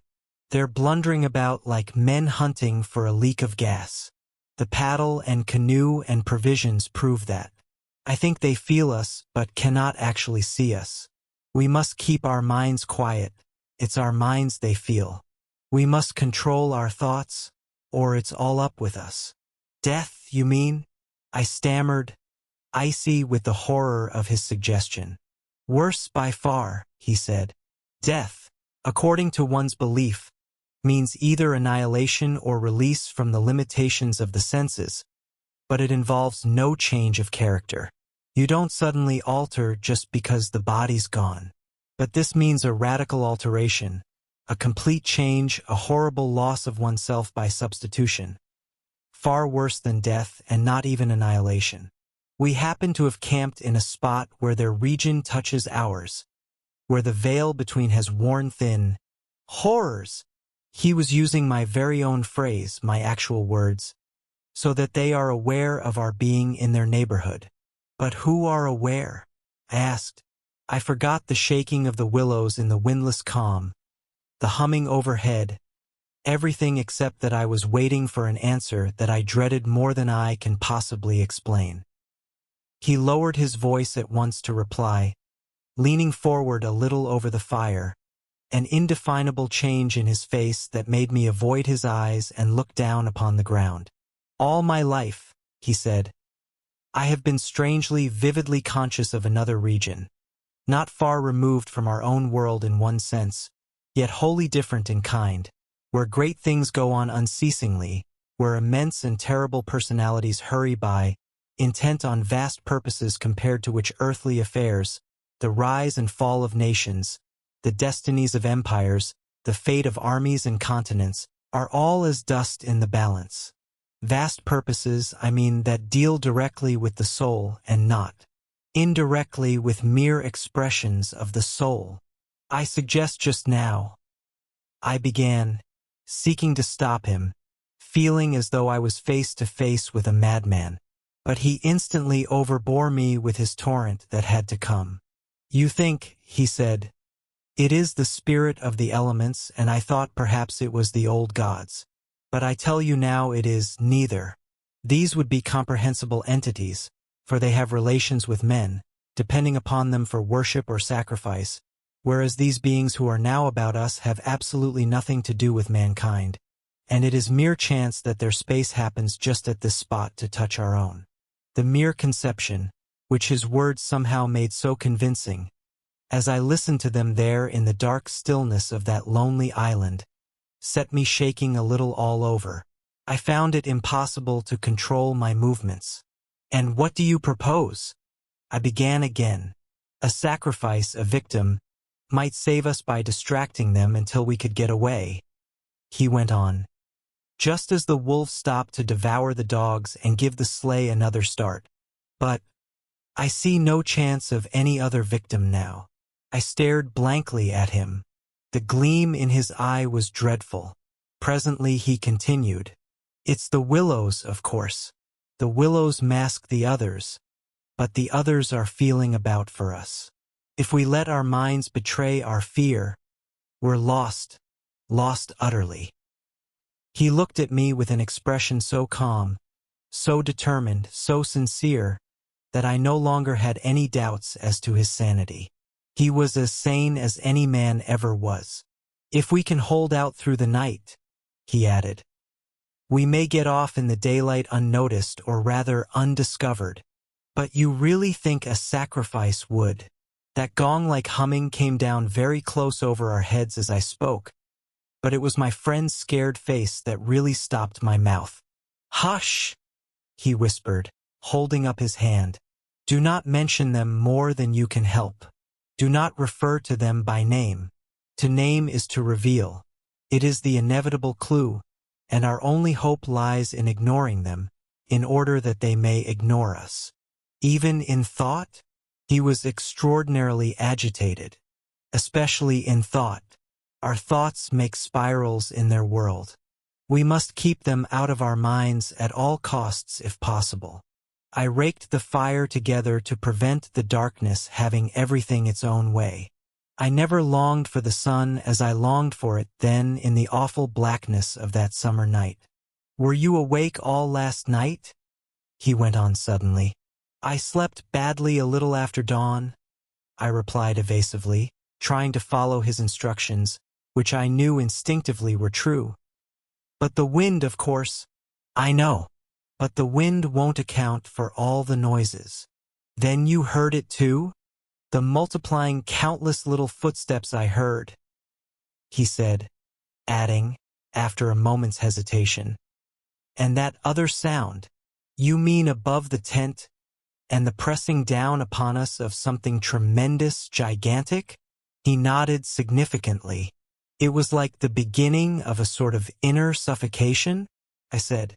"Partly, yes. It seemed to me that the weight of the atmosphere had been altered, had increased enormously so that we should have been crushed. And that," I went on, determined to have it all out, pointing upwards where the gong-like note hummed ceaselessly, rising and falling like wind. "What do you make of that?" "It's their sound," he whispered gravely. "It's the sound of their world, the humming in their region. The division here is so thin that it leaks through somehow. But if you listen carefully, you'll find it's not above so much as around us. It's in the willows. It's the willows themselves humming, because here the willows have been made symbols of the forces that are against us." I could not follow exactly what he meant by this, yet the thought and idea in my mind were beyond question the thought and idea in his. I realized what he realized, only with less power of analysis than his. It was on the tip of my tongue to tell him at last about my hallucination of the ascending figures and the moving bushes, when he suddenly thrust his face again close into mine across the firelight and began to speak in a very earnest whisper. He amazed me by his calmness and pluck, his apparent control of the situation. This man I had for years deemed unimaginative, stolid. Now listen, he said. The only thing for us to do is to go on as though nothing had happened, follow our usual habits, go to bed, and so forth. Pretend we feel nothing and notice nothing. It is a question wholly of the mind, and the less we think about them, the better our chance of escape. Above all, don't think, for what you think happens. All right? I managed to reply, simply breathless with his words and the strangeness of it all. All right, I'll try, but tell me one more thing first. Tell me what you make of those hollows in the ground all about us. Those sand funnels. No, he cried, forgetting to whisper in his excitement. I dare not, simply dare not, put the thought into words. If you have not guessed, I am glad. Don't try to. They have put it into my mind. Try your hardest to prevent their putting it into yours. He sank his voice again to a whisper before he finished, and I did not press him to explain. There was already just about as much horror in me as I could hold. The conversation came to an end, and we smoked our pipes busily in silence. Then something happened, something unimportant apparently, as the way is when the nerves are in a very great state of tension, and this small thing for a brief space gave me an entirely different point of view. I chanced to look down at my sand shoe, the sort we used for the canoe, and something to do with the hole at the toe suddenly recalled to me the London shop where I had bought them, the difficulty the man had in fitting me, and other details of the uninteresting but practical operation. At once, in its train, followed a wholesome view of the modern skeptical world I was accustomed to move in at home. I thought of roast beef and ale, motor cars, policemen, brass bands, and a dozen other things that proclaimed the soul of ordinariness or utility. The effect was immediate and astonishing even to myself. Psychologically, I suppose it was simply a sudden and violent reaction after the strain of living in an atmosphere of things that to the normal consciousness must seem impossible and incredible. But, whatever the cause, it momentarily lifted the spell from my heart, and left me for the short space of a minute feeling free and utterly unafraid. I looked up at my friend opposite. "You damned old pagan," I cried, laughing aloud in his face. "You imaginative idiot. You superstitious idolater. You!" I stopped in the middle, seized anew by the old horror. I tried to smother the sound of my voice as something sacrilegious. The Swede, of course, heard it too. The strange cry overhead in the darkness, and that sudden drop in the air as though something had come nearer. He had turned ashen white under the tan. He stood bolt upright in front of the fire, stiff as a rod, staring at me. "After that," he said in a sort of helpless, frantic way, "we must go. We can't stay now.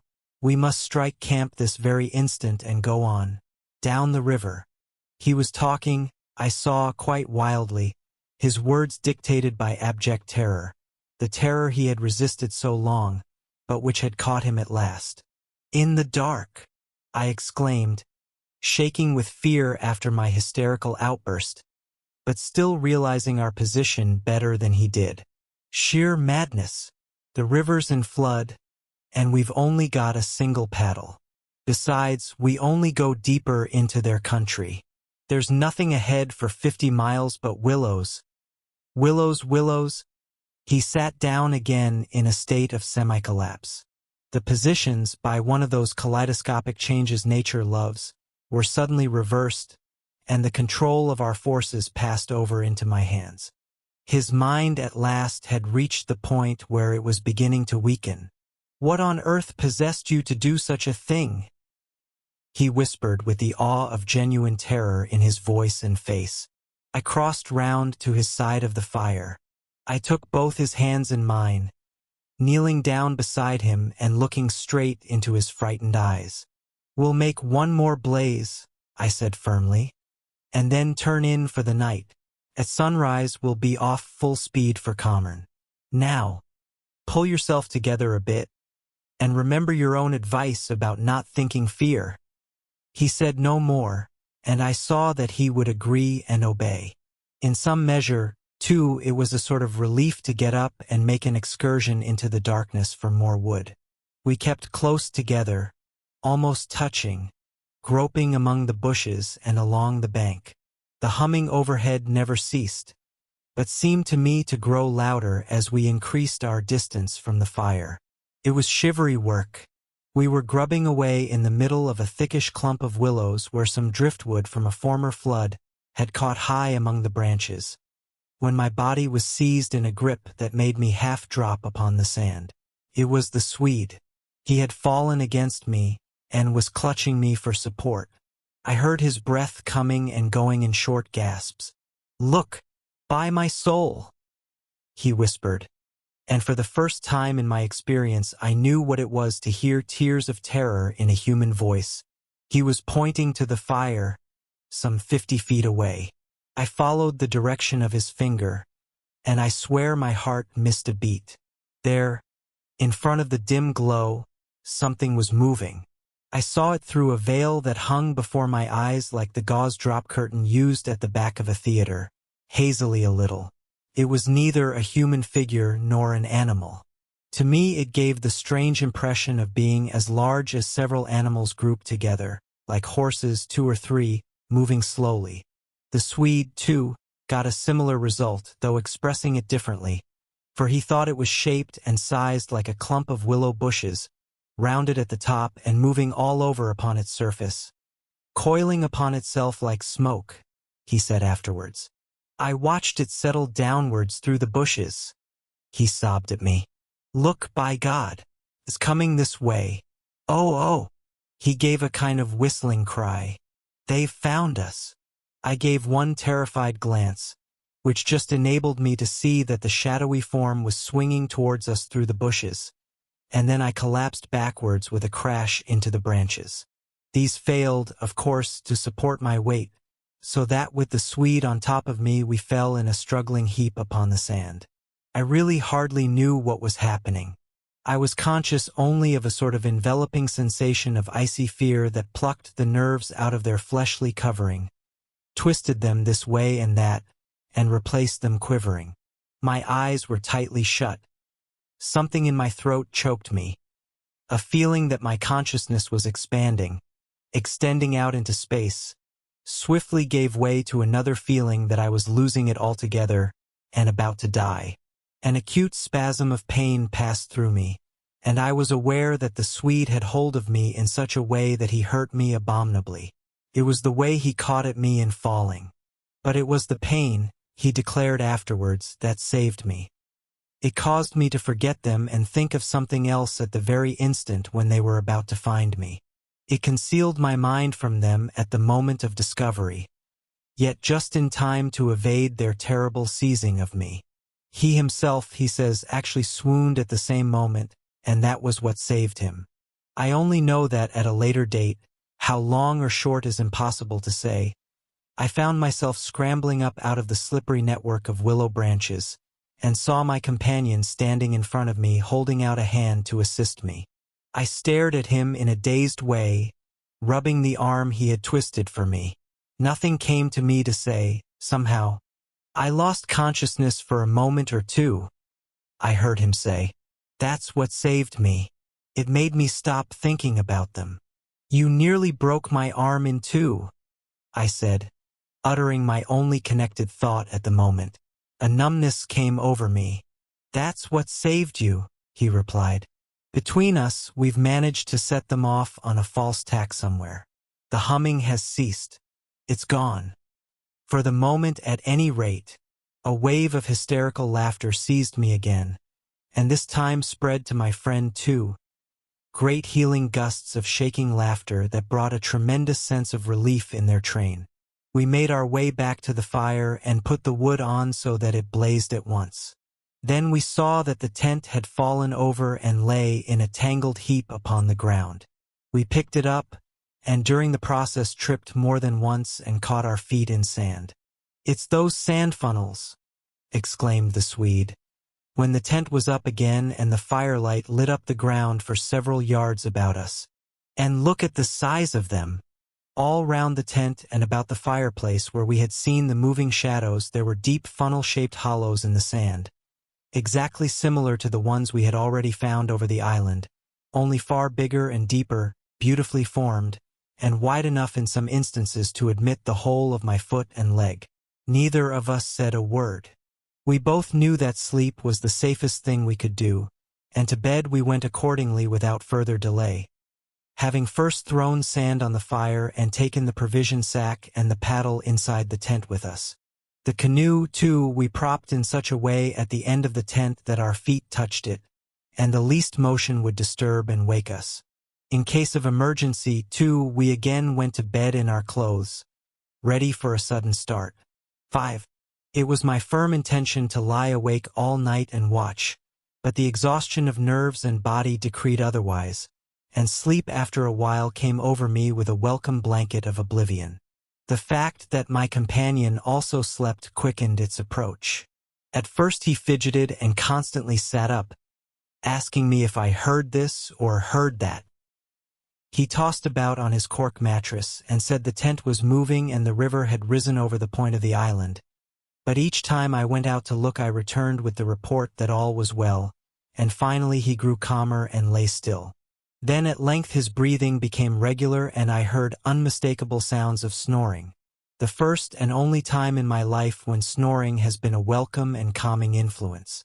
This, I remember, was the last thought in my mind before dozing off. A difficulty in breathing woke me, and I found the blanket over my face. But something else besides the blanket was pressing upon me, and my first thought was that my companion had rolled off his mattress onto my own in his sleep. I called to him and sat up, and at the same moment it came to me that the tent was surrounded. That sound of multitudinous soft pattering was again audible outside, filling the night with horror. I called again to him, louder than before.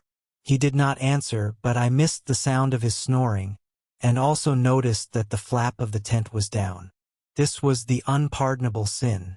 I crawled out in the darkness to hook it back securely, and it was then for the first time I realized positively that the Swede was not here.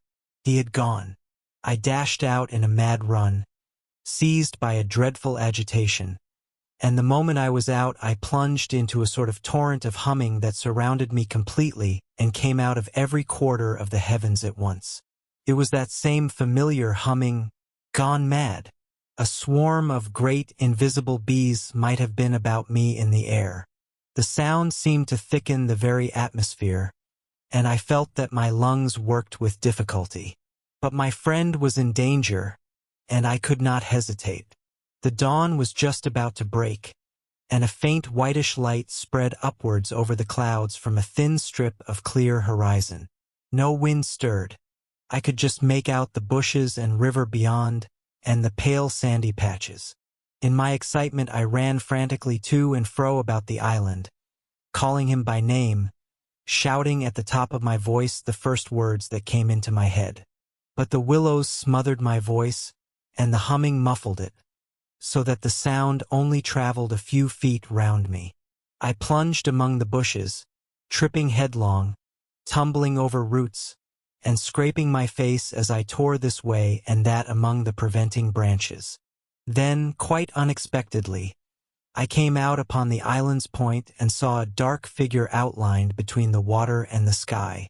It was the Swede, and already he had 1 foot in the river. A moment more and he would have taken the plunge. I threw myself upon him, flinging my arms about his waist and dragging him shorewards with all my strength. Of course he struggled furiously, making a noise all the time just like that cursed humming, and using the most outlandish phrases in his anger about going inside to them, and taking the way of the water and the wind. And God only knows what more besides, that I tried in vain to recall afterwards, but which turned me sick with horror and amazement as I listened. But in the end I managed to get him into the comparative safety of the tent, and flung him breathless and cursing upon the mattress where I held him until the fit had passed. I think the suddenness with which it all went and he grew calm, coinciding as it did with the equally abrupt cessation of the humming and pattering outside, I think this was almost the strangest part of the whole business perhaps. For he had just opened his eyes and turned his tired face up to me, so that the dawn threw a pale light upon it through the doorway, and said, for all the world just like a frightened child, "My life, old man. It's my life I owe you, but it's all over now anyhow. They've found a victim in our place." Then he dropped back upon his blankets and went to sleep literally under my eyes. He simply collapsed, and began to snore again as healthily as though nothing had happened and he had never tried to offer his own life as a sacrifice by drowning.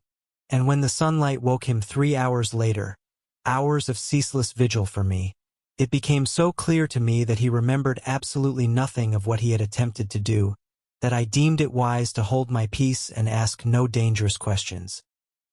He woke naturally and easily, as I have said, when the sun was already high in a windless hot sky, and he at once got up and set about the preparation of the fire for breakfast.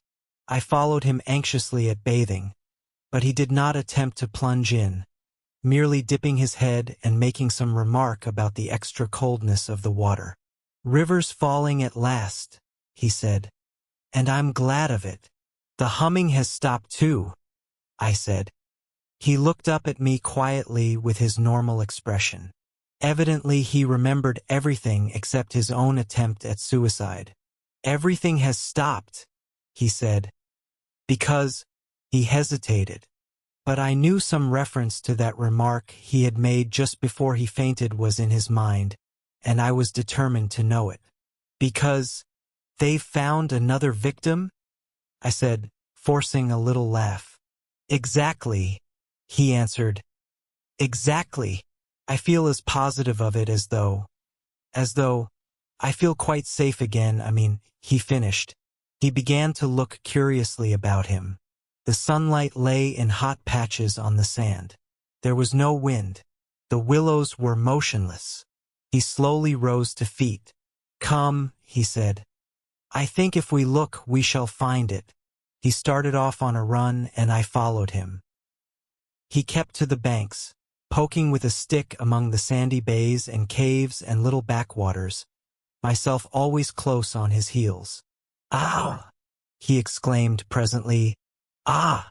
The tone of his voice somehow brought back to me a vivid sense of the horror of the last 24 hours, and I hurried up to join him. He was pointing with his stick at a large black object that lay half in the water and half on the sand. It appeared to be caught by some twisted willow roots so that the river could not sweep it away. A few hours before the spot must have been under water.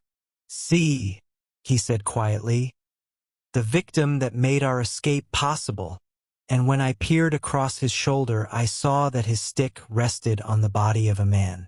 He turned it over. It was the corpse of a peasant, and the face was hidden in the sand. Clearly the man had been drowned but a few hours before, and his body must have been swept down upon our island somewhere about the hour of the dawn, at the very time the fit had passed. "We must give it a decent burial, you know." "I suppose so," I replied. I shuddered a little in spite of myself, for there was something about the appearance of that poor drowned man that turned me cold. The Swede glanced up sharply at me, an undecipherable expression on his face, and began clambering down the bank. I followed him more leisurely. The current, I noticed, had torn away much of the clothing from the body, so that the neck and part of the chest lay bare. Halfway down the bank my companion suddenly stopped and held up his hand in warning. But either my foot slipped or I had gained too much momentum to bring myself quickly to a halt, for I bumped into him and sent him forward with a sort of leap to save himself. We tumbled together on to the hard sand so that our feet splashed into the water. And, before anything could be done, we had collided a little heavily against the corpse. The Swede uttered a sharp cry, and I sprang back as if I had been shot. At the moment we touched the body there rose from its surface the loud sound of humming, the sound of several hummings, which passed with a vast commotion as of winged things in the air about us and disappeared upwards into the sky, growing fainter and fainter till they finally ceased in the distance. It was exactly as though we had disturbed some living yet invisible creatures at work. My companion clutched me, and I think I clutched him, but before either of us had time properly to recover from the unexpected shock, we saw that a movement of the current was turning the corpse round so that it became released from the grip of the willow roots. A moment later it had turned completely over, the dead face uppermost, staring at the sky. It lay on the edge of the mainstream. In another moment it would be swept away. The Swede started to save it, shouting again something I did not catch about a proper burial, and then abruptly dropped upon his knees on the sand and covered his eyes with his hands. I was beside him in an instant. I saw what he had seen, for just as the body swung round to the current, the face and the exposed chest turned full towards us, and showed plainly how the skin and flesh were indented with small hollows, beautifully formed, and exactly similar in shape and kind to the sand funnels that we had found all over the island. "Their mark," I heard my companion mutter under his breath. "Their awful mark."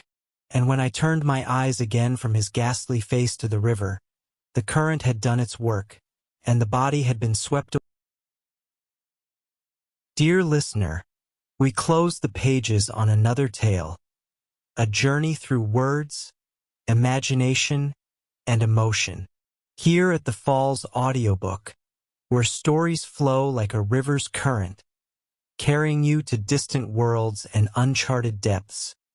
We thank you for joining us. As always, we invite you to linger a little longer. Subscribe to our channel to discover more stories waiting to be heard, each a cascade of voices, ideas, and artistry. And remember, every great story begins with a single word. Perhaps the next one will begin with you. Until our voices meet again, may your days be filled with quiet moments, rich pages, and the soothing sound of a story well told. This is the Falls Audiobook, signing off.